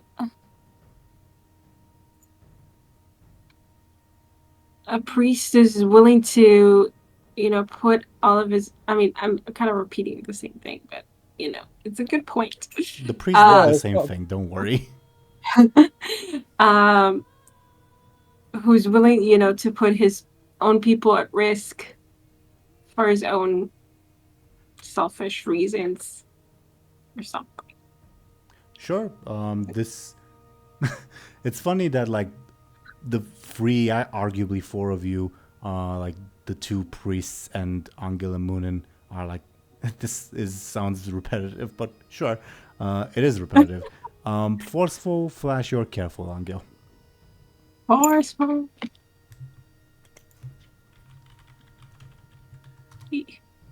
A tie.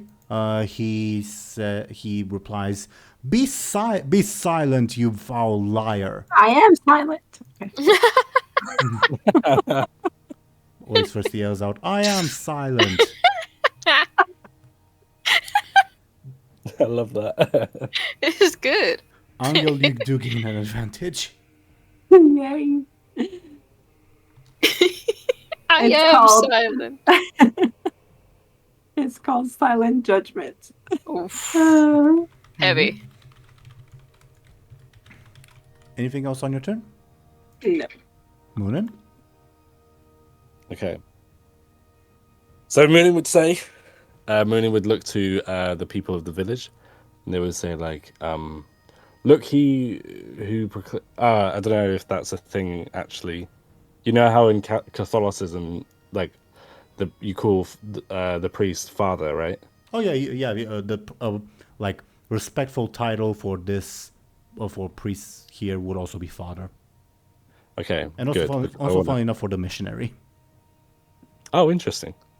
That's good because I want some kind of clever wordplay in that. Oh, that's good. That's good. Cool. Yeah. So Muninn would say, look, he you who revere this man as father, but he would not father his own child, and would instead, Muninn would say, he would instead condemn the child and the rest of the village to its, I don't know how you would word that. You would condemn the village as he would condemn the child as he has condemned this village. And then maybe on the cherry on that would be like, he would say directly to the priest and say, like, you are not worthy of reverence. Okay, you're definitely being flashy. One bit of wordplay does not make it clever in that entire speech. Fine. No, that's fine. Is this an attack or an advantage? Oh, that's bad. I would like it to be an attack. Sure. Okay, screw it. Let's do it. 1. He got a my roll did go through. He got a 5 to your 1, so he gets an advantage, as he says, like, what would he say that would like utterly smack you down? Poo poo pee pee. What would you know of the holy charge that I have? What would you know of fatherhood, you pagan? You are nothing more than an outsider who knows nothing. An outsider who uses clever trickery to project some image of light. Begone! You are not welcome here. As the villagers, I think at this point, would start like jeering, yeah, begone, blah blah blah blah blah blah.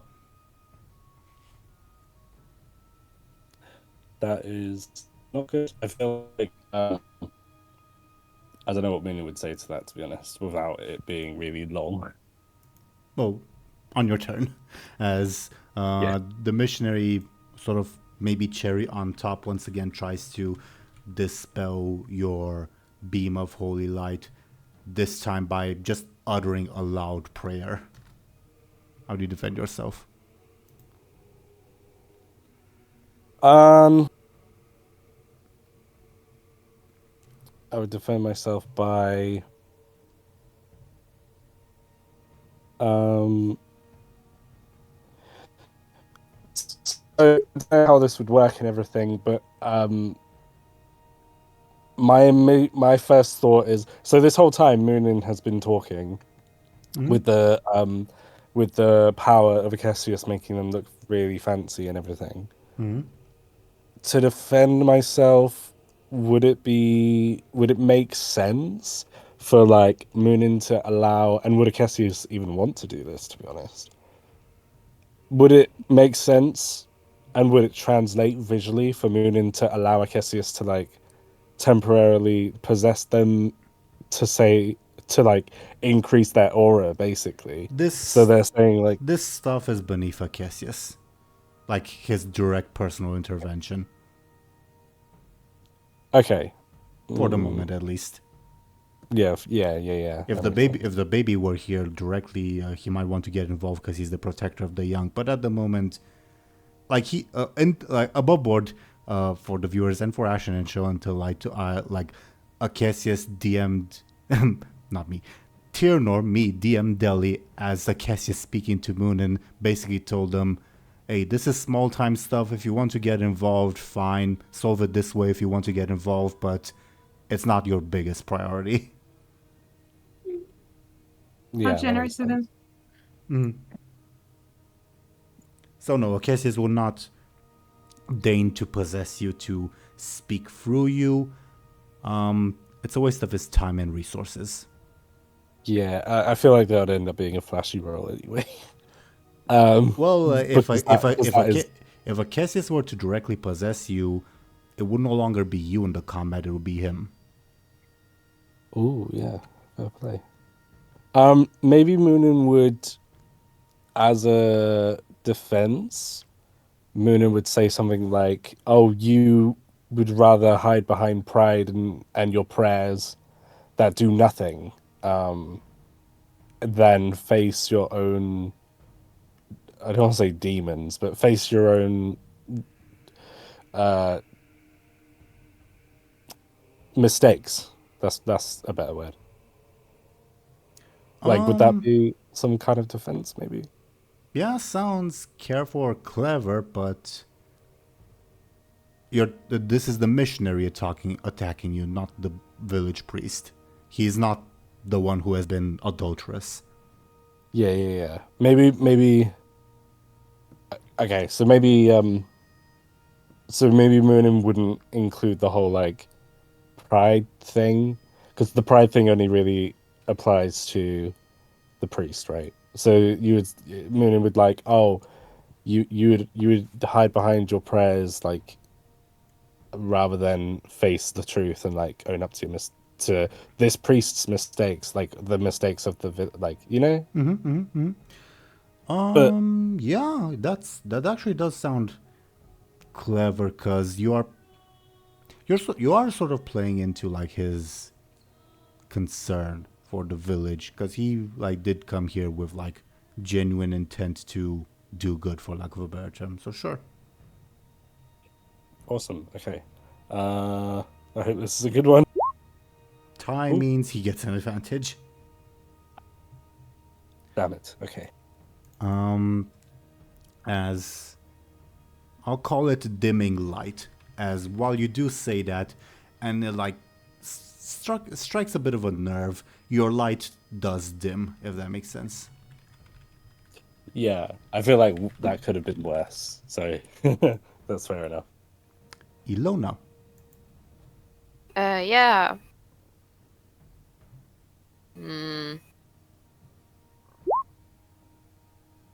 Thinking about if I can do something else than participate like in this, maybe I'll just sneak off and try to go to where the priest is living and find like evidence or something.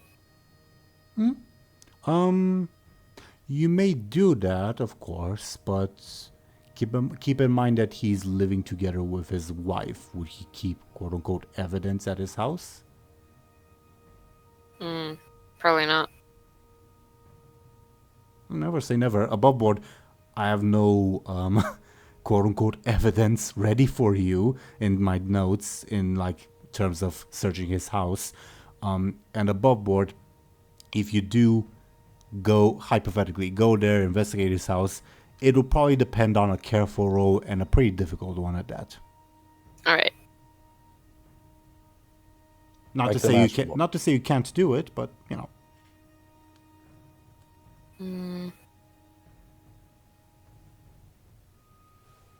Actually, I do have one idea of a potential piece of evidence that you may find, but again, big if you will, because you know it will require a bunch of rolls.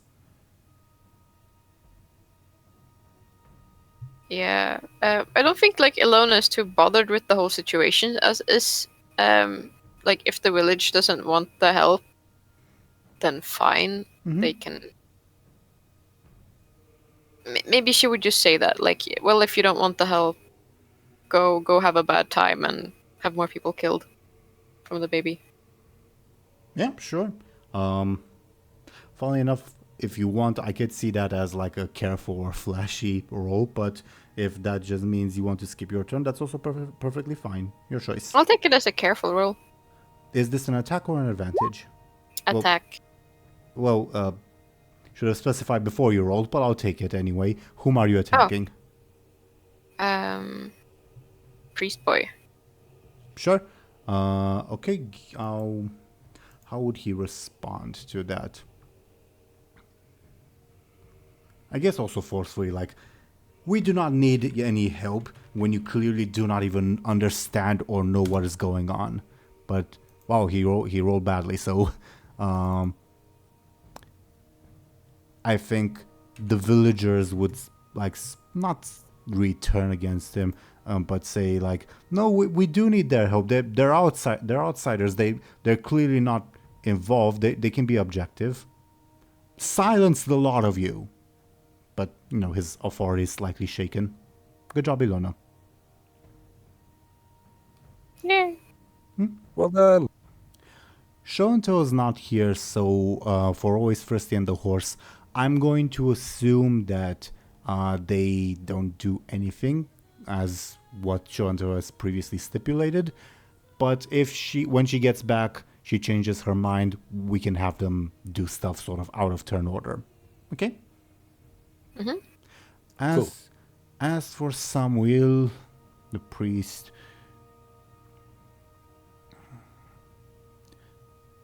let me check on his stats. Okay, he's high. He has like his sneaky is higher than his forceful. So what can he do that is sneaky?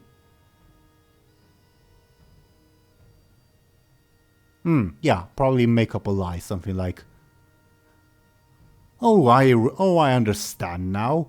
You've come here to rob us. You've come here to preach against the good word, shake our faith, and use the distraction to rob us of our holy relics. Your tricks will not work here, you filthy pagans." As his sneaky attack against Muninn. How does Muninn defend themselves? Muninn would say. Muninn would say. Maybe Muninn would maybe. Oh, I don't want it to be flashy though, but maybe. What do we think of Muninn calling him out, like for what he's trying to do? Is it safe to assume that Muninn can see through this? Obviously, well, yeah, obviously, because we're not here to steal stuff.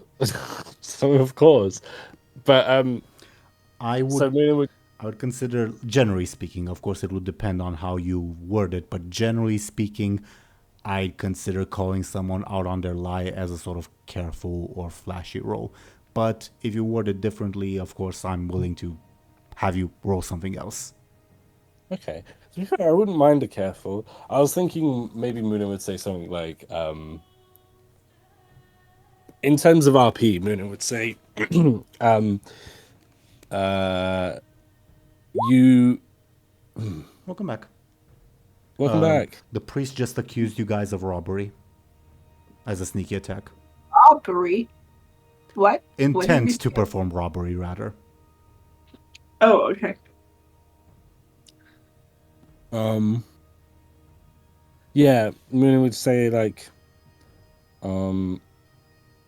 yeah, Muninn would just call them out. So they would say, I don't know how I would word it, but it would be something like, your attempts at diverting,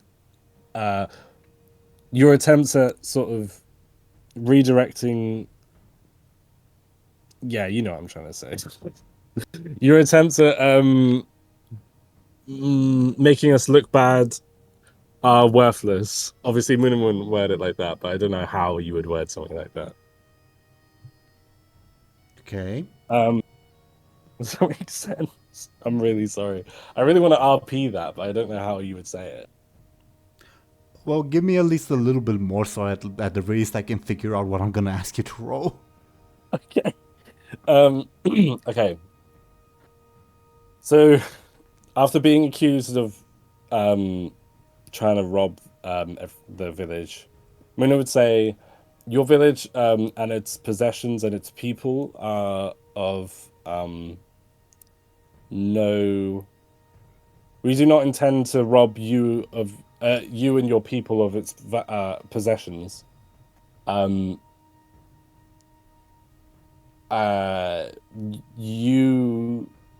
attempt at defaming us is very apparent, and I feel you're insult, like he's basically insulting the villagers' like intelligence, isn't he?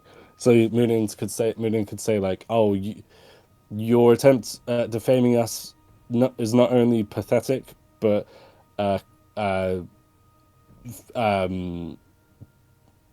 it shows your opinion of your fellow villager or like your fellow people, which is to say very low, you know. Sounds careful or flashy. I can be convinced of a clever, but I don't see it at the moment. No, that's fine. I think careful makes sense. Ooh, a 5. Well, it's a good roll, but you still take 3 points of damage. How do you do so? On my level 3 stress, if that's okay. Sure. will do. Welcome back, Show&Tell. We had the horse and always thirsty skip their turns. Is that all right with you? No. Yes. Okay. Well, to briefly relate the outcome of this accusation, Muninn says that, of course, but the villagers sort of drowned them out with their angry shouts like, "You've come to rob us, brabo, rabo, rabo, rabo." Okay. That's too bad. Anghel and Muninn, I propose that we finish this round, so like have Anghel and Muninn, then the missionary, then Illona, and then call the session. And for the special circumstances of the next session that we talked about in private, we'll deal with them next time.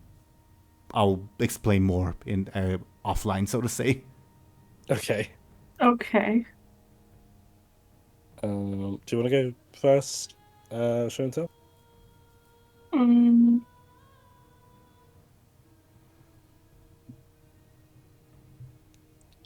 I'm thinking.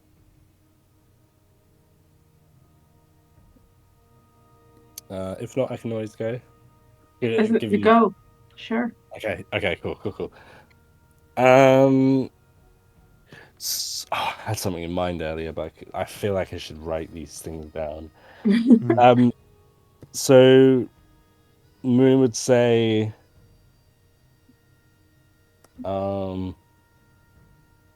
maybe Muninn would like have maybe sort of acknowledging or realizing that they're being drowned out. I don't want to be flashy, but maybe Muninn would say, "Oh, I just realized, as a stunt, could I don't know how it would apply to the whole village though. I was thinking I have a stunt, which is this attack. I don't have my character sheet in front of me, unfortunately, but I have a stunt that says this attack cannot be defended against, basically, because I can use like Acatus's light to like blind people. Obviously, Muninn's been doing that, so I guess thematically that makes sense anyway. Can lend power from the god of the sun to temporarily blind the target and strike through their defenses. Well, that was obviously more intended for physical attacks, but yeah, you can definitely, like, in terms of gimmick, like mechanically, yeah, sure, you can use it in this situation. How does blinding the priest help in this verbal debate? Not that you can't, of course, but yeah. Yeah, no, yeah. So I imagine it's just like an extended version of what we've been doing so far in terms of, so the priest is talking a lot about how we are foreigners and we're not to be like listened to and trusted, and the villagers are like going crazy. I feel like blinding someone. I feel like temporarily, mind you, blinding the priest would be an extended like, oh, I'm gonna interrupt you. It's like I'm talking over him with this like blinding light, essentially. So whatever response he may or may not have, it doesn't matter because he's Yeah, okay. Cool. Yeah. I see it. Okay. Yeah. So, is there any physical gestures you make while blinding the fellow, or does it just happen? Perfectly fine either way.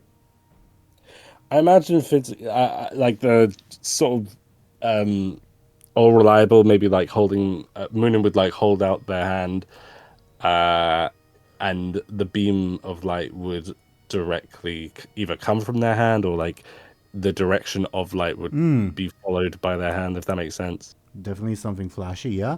It does. Damn it. Not flashy in the sense of game mechanics, in sense of impressive. Yeah.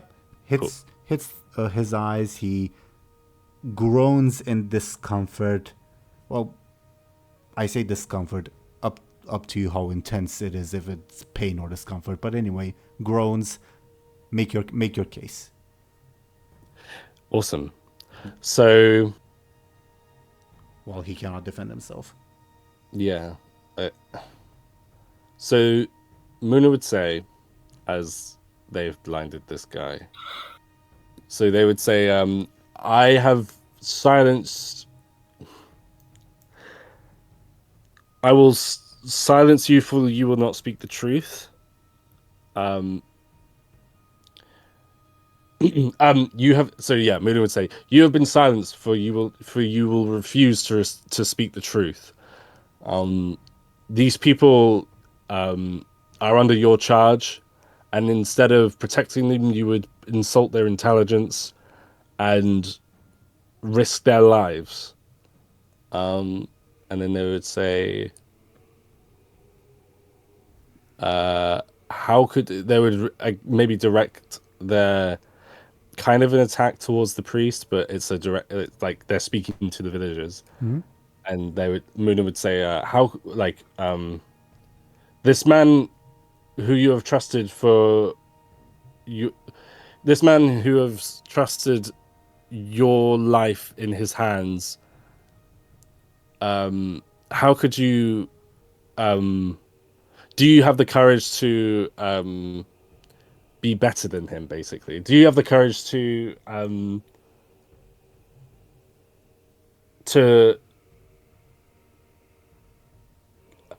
hold him accountable for do you have the courage to hold him accountable for I'm trying to say for risking for being so you know what I'm trying to say, like risky isn't the word, but it's kind of like that, isn't it? Nonchalant. Yeah. It definitely sounds flashy. I'm sort of leaning away from careful because you like made sort of like a call to action. Trying to think if it would be clever.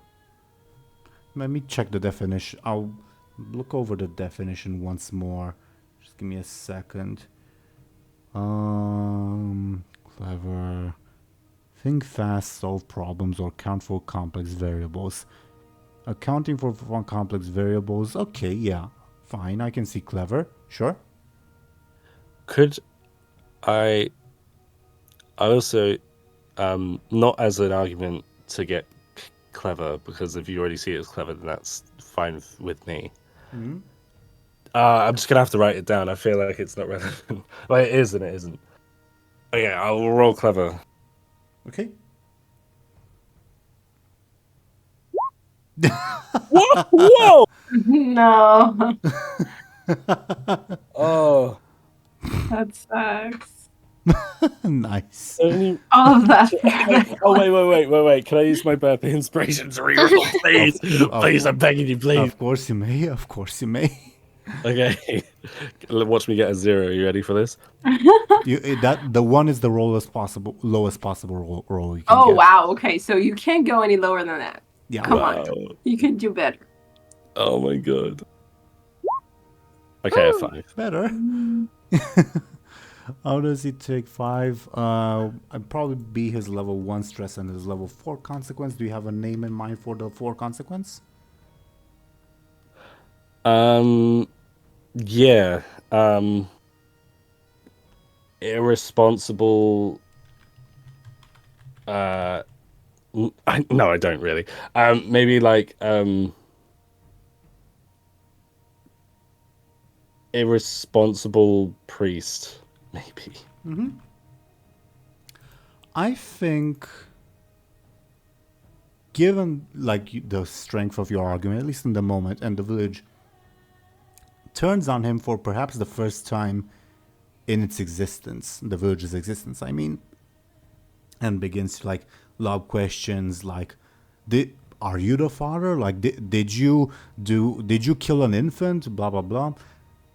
I think partly also to like expedite things, he'll probably concede the fight just because. Woo! Just because if he loses completely, it's probably not just his, like the fact that, oh yeah, I'm the father. Probably not just that's revealed. He probably would lose his entire status in the village. with a concession, at the very least, he probably will have to reveal, yeah, I'm the father, and I did some messed up stuff, but I'm still the head of the village, if that makes sense. What does his wife think about that? She probably will not be happy, but what can she do? Divorce him. Yeah. That's part of the concession. Yeah, Not that. technically she can do that, of course, but the position of like being the wife of the head of the village may be worth the trouble, if that makes sense. I get it. Do they believe in divorce? What kind of Divorce religion can happen. It's You said the horse. I was like, You said are you that talking too. about? divorce. What? Just that. All this time you thought I was talking about the horse. Divorce. I will mention where Muninn and Illona come from, divorce is much, much more difficult to get. But where Anghel comes from in this area, I wouldn't say it's easy, but it's doable. Okay, interesting. That said, this is him conceding, but to Muninn specifically, but that does mean that Muninn, you may still impose concessions on the fellow, though within certain limits, of course. Okay. That is good. That's what I want. I think Akesius would tell you. I don't think you can demand this in a concession, maybe in a later conversation, but Akesius would tell you, well, fine, if this person is going to stay as the head of the village, at least make him a convert of our faith, if that makes sense. Ooh. That gives me something to work with, actually. I like that. I don't think you can demand this in this concession, because that's a big, big ask, but Yeah. you can leave it for later, if that What makes do you sense. mean? You can ask him to change his... Can't. No, I mean, not in the concession, but like afterwards.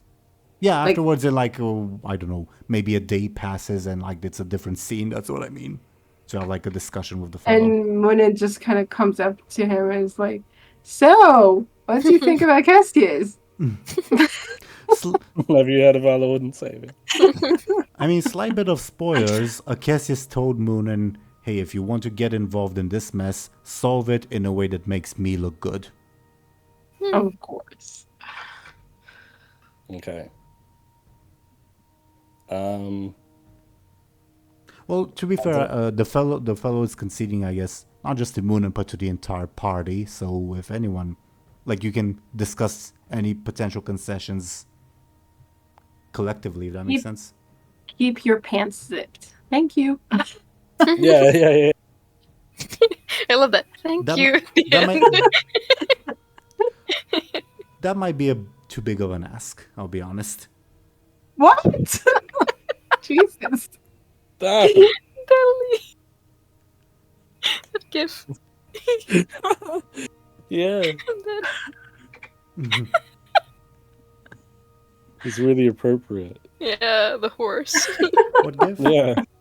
What gift? I was in the Discord server, sorry. Well, I can't show that to the viewers, so carry on. Yeah. Okay.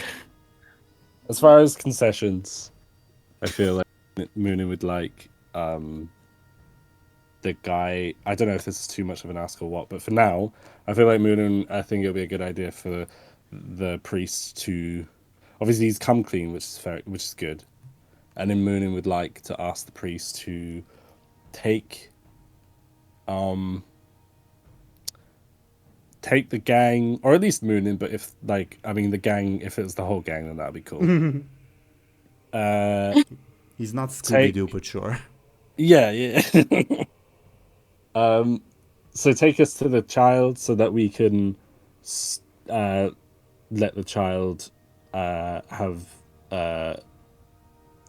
Acceptable. Sure.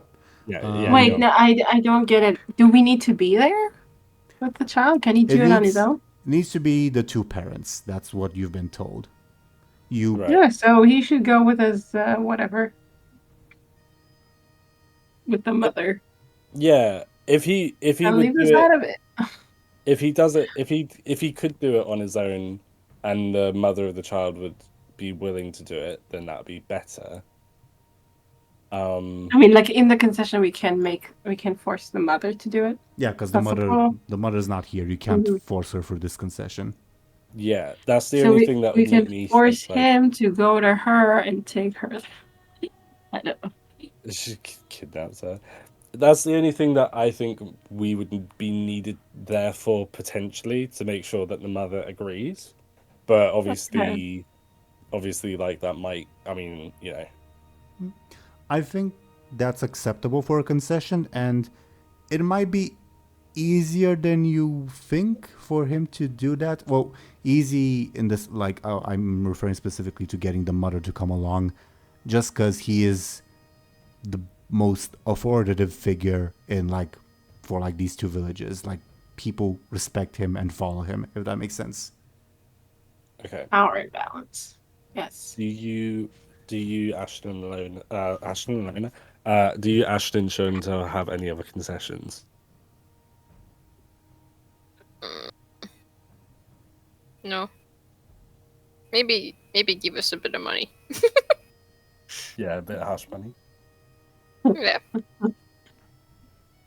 Hush money. But I mean, we didn't stay hush. Nah. We don't need money. I think we're good. Can he do anything for us? I don't know. Be better.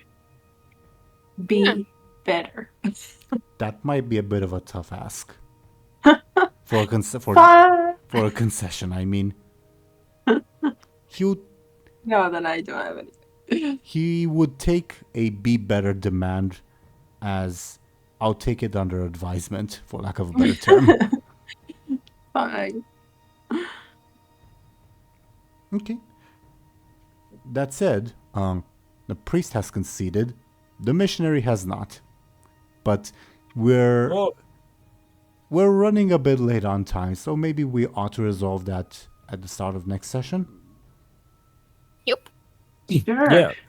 Hell yeah. Okay. So, thoughts on today's session, everyone? Very interesting. Not that I had in mind. I mean, I don't know if I had anything in mind, but not this. Yeah, it was definitely very interesting. It was fun for me personally. Sorry, push to talk. For me personally, it was fun to be not afraid this guy. But other than that, like, I think the whole plot in general is pretty juicy. In terms of, like, the priest has like a, Yeah. you know. He's so corrupt. Yeah, definitely. Everyone's corrupt in this country. What are you saying? Fine. I also, as a Witcher, I mean, I recognize the. Oh, actually, I don't know if that's spoilers. I'm not going to say anything. Well, I know there's a similar quest line in The Witcher 3, I think, but it's I was not like lifting it from there. It's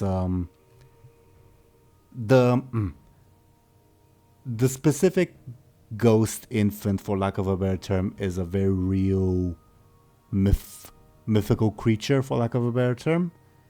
In these like specific circumstances, well, give or take, not the priest part, but the like dying very young part intentionally, and if that makes sense. And I think in The Witcher it's not a priest but like a nobleman, I think. A baron. A baron, yeah. Okay. I love that dude. He's awesome. Sure. I did not. There are no noblemen in these two villages. They're too like small and isolated. So I thought, well, what's the next closest like authority figure? Well, the priest. Yeah. I mean, I feel like to a priest. I'm sorry. I feel like to a priest it's even worse in a way because you kind of hold it to some kind of standard. Maybe. Oh, yeah. Well, theoretically, but practically they're like little baronets almost of their lands. Well, they're not their lands, but in terms of like it makes sense that it goes up to their head, like their position. Yeah. Yeah, it's complicated and messy. That being said, the way I originally like envisioned this was more, because obviously it was envisioned before Muninn became the Oracle of Akesis and gained access to spoilers. It was envisioned more as a hunt for the truth, like trying to uncover the truth. And yeah, probably would have been more involved with like people from both villages, etc., etc. But cut through it, simplified it in a way, and it also would have perhaps, if you would have found out the truth, would have involved the decision of like, wait, do we keep this guy in power? Do we like appoint the missionary as the new priest? What do we do? But now Akesis is told basically, ask Muninn, no, fuck this established religion, make them worship me. Yeah, we love that. Which I don't know if Anghel and Illona will be on board with, but we'll deal with it when we get there. I do like this. I do like the sound of both versions of that quest, if that makes sense. And again, it's cool to see the progression of how like the story changes the side quests. Do you know what I'm saying? That said, you definitely would have had the option of combating the baby like physically. It would not have been pleasant, so to say, and it would have been very likely deadly. Okay. Yeah. Nice. Yeah, fun stuff. Anyway, what else we ought to discuss for this session? It was mostly this storyline, and obviously Illona missing a bit of her soul and reuniting with Anghel and Muninn. Dely, you missed that. Illona looks paler than usual. Oh my god! Oh my god! Yeah. I could probably give you a tan with the light powers and everything. If you Oh, that's good. No, I think she'll burn. Oh. Oh no. And also Illona has this constant feeling of that you again, you missed this, Dely, this constant feeling of like thinking, that uncomfortable sensation of, wait, did I forget something? And it's being on the tip of your tongue, but not quite being able to grasp it. Which Ashen chose to roleplay by Illona, like constantly checking her bags for stuff, which obviously would all be there. It's like when you leave your house and you can't remember if you locked it or not. Yeah. Oh man, Something. torment is real. That's so relatable, yeah. But constantly, forever. Yeah, That's forever. horrible. I love how we're all... That is so horrible, by the way. I love how we're all afflicted with something now as well. Like, do you know what I'm saying? Yeah. Yeah, I guess you could I feel say like that. I feel like Anghel has the best affliction out of all of this, potentially, depending on who you ask. In terms of what do you mean by affliction? Like, what do you mean exactly? Infliction's not really the right word, but in terms of like I feel like the worst that you give off. So I stink. Illona has. Muninn stinks. Illona has anxiety, and you have like a general like. You have Riz basically, like you have like. Yeah, you project calmness. Yeah. You have a calming aura. I feel like you have the best out of us three. In terms of aura. Yeah, so far. In terms of aura. I mean, is Illona projecting anxiety? She is. She just is anxious. I don't think she's projecting anything. No, yeah.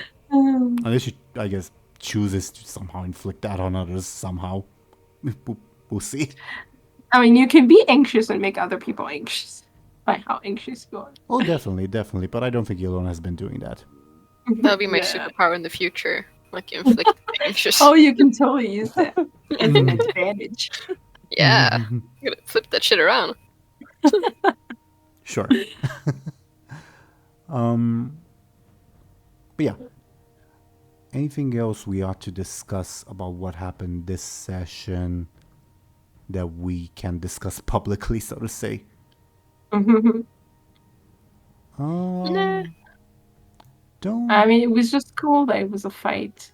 Did we ever have a fight that was completely, more or less, horrible? When you went to Miron's place and you dealt with the Tivians and Miron, Oh, okay. which was a freeway fight, which made it messier. Did Anghel take a lot of part in that? feel like he did. you lost the fight. I think you were knocked out of the fight. Oh, really? Yeah. Well, then Anghel or Moon, then I I don't guess- remember which one. Then this was a step up, I guess. Potentially. Sure. It was a different situation from, like, back then you were being aggressively flirted with on one side, and on the other guilt-tripped into a siding with a semi-corrupt noble. So, you know. I just remember Anghel drinking a lot. I don't know. Yeah, that too. I think that was your main defense. Okay. As you do. These type, like, mental combats are always interesting, especially since kind of requires you guys to think outside the box, so to say. Yeah. But Anghel was definitely not used to it. it's also slightly more difficult on my end, just because, like you saw, I almost always gave Muninn a choice of like 3 things that they could roll, which isn't really the way a DM ought to do things. Like, I should be more clear. But what Muninn was saying could definitely have fit under either of those 3 categories. Arguably even under forceful. So, you know. Yeah, definitely. I feel like, because that's the trouble too. Like in describing actions and stuff, I feel like obviously I have a preferred, like for me personally, I have a preferred aspect that I aspect. No, not aspect. What's that? Let's just Approach. That's it. Yeah, that approach. Obviously, I feel like we not speak for everyone, but I feel like we must all have like preferred approaches, right? But just I feel like sometimes it's so, even for like players, it's hard to pin down exactly what our actions are in terms of approaches. So like having multiple potential approaches for an action, like to me it makes sense, you know. Yeah, it makes sense. But like you know that you're going to pick like the strongest approach that you have. Like, Yeah. The trick is wording what you're doing or saying in a way that fits those strongest approaches. It's fine to quote unquote metagame. It's just how should I say, how you go about it, I guess. In that sense, DoomGoblin was right that forceful really is the simplest stat to metagame, because you're just mindless brute. Yeah. Definitely. Yeah. Well, technically, I guess you can be a mindful brute. Like, Muninn could have rolled forceful for what they were saying if only they had, like, yelled instead of persuaded. But used the exact same words. Yeah, I mean, Anghel was yelling. Yeah. Sort of. Yeah, and that was forceful. Or flashy, I don't remember. If Muninn had said what they were saying really quickly, would that have been quick? Listen to me well now. Blah. Yeah. Funnily enough, Like rap got it. Famshire did something similar in the other campaign. They won like a verbal debate combat by, because his character's highest stat was quick, and he won it by overwhelming the other person with arguments by basically ratting off stuff at them, if that makes sense. That's so clever, to be fair. Not literally quick, clever. Wait, no, literally clever, actually. Not approach clever. That's literally clever. Yeah, I agree. I agree. But yeah, it certainly is. I like these sort of mental, like quote unquote mental combats because they're always different. But I always have, like in both campaigns, I've had the experience of players not really being sure how to approach them. No pun intended. Yeah, Yeah. definitely. I mean, it's hard. I do like it as well because obviously the outcome is never clear, or it's never like. So obviously in combat, the general idea is that you got to kill the other person, but in a vocal battle, it could be about anything, you know. I've seen like a Fate Accelerator campaign where mental combat has taken place, where it was just haggling over price for something.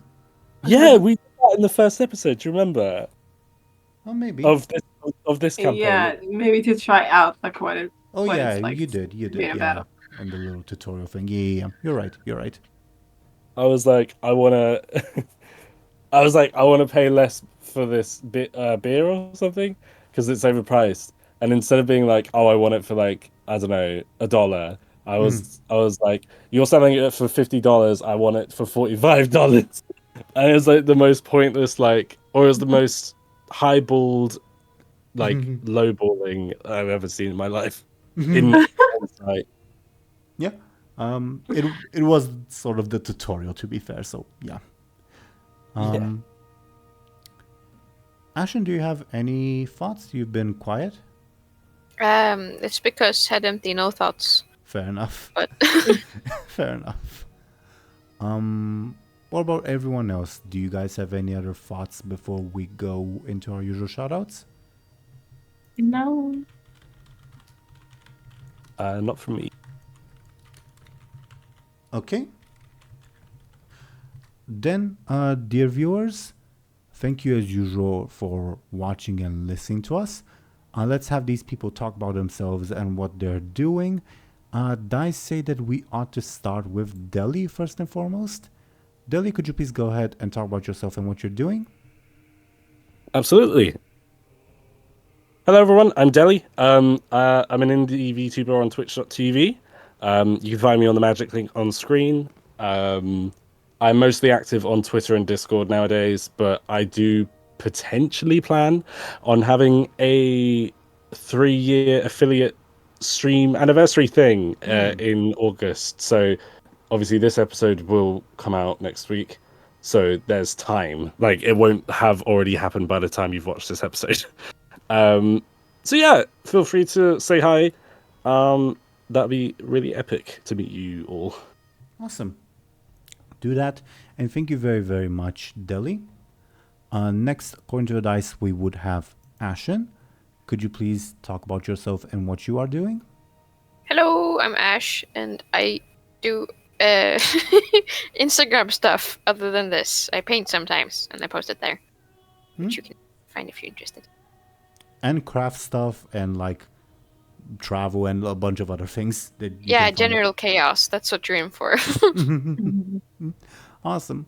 Thank you very, very much, Ashen. To check her out. And then we would have Show&Tell. Could you please go ahead and talk about yourself and what you're doing? Yes, I'm Show&Tell, and I do reactions. And you can find me on YouTube. I have 2 channels. Stuff, and also on Patreon. She does. Find her there. Her stuff's great. Yeah. Thank you very, very much, Show&Tell. And I, dear viewers, was your Dungeon Master, Game Master Teeironor. I do this series. It's a lot of fun, as you can see. Messed up at times, as you can also see. I also do another series, currently on a bit of a break. Partly my fault, partly just scheduling stuff. We will return like late August with the other series, if I remember correctly. just because, again, scheduling and stuff like that, which I guess gives you time to potentially catch up on episodes. But yeah, I recommend that as well. Other than that, thank you as usual, dear viewers, for watching and listening to us. I'll probably be back next week with a pretty special episode. Wink, wink. We'll see you then. And if something happens, I'll let you know on Twitter and Blue Sky, the places. Yeah, see you when we'll see you. Goodbye, everyone. Bye. Goodbye.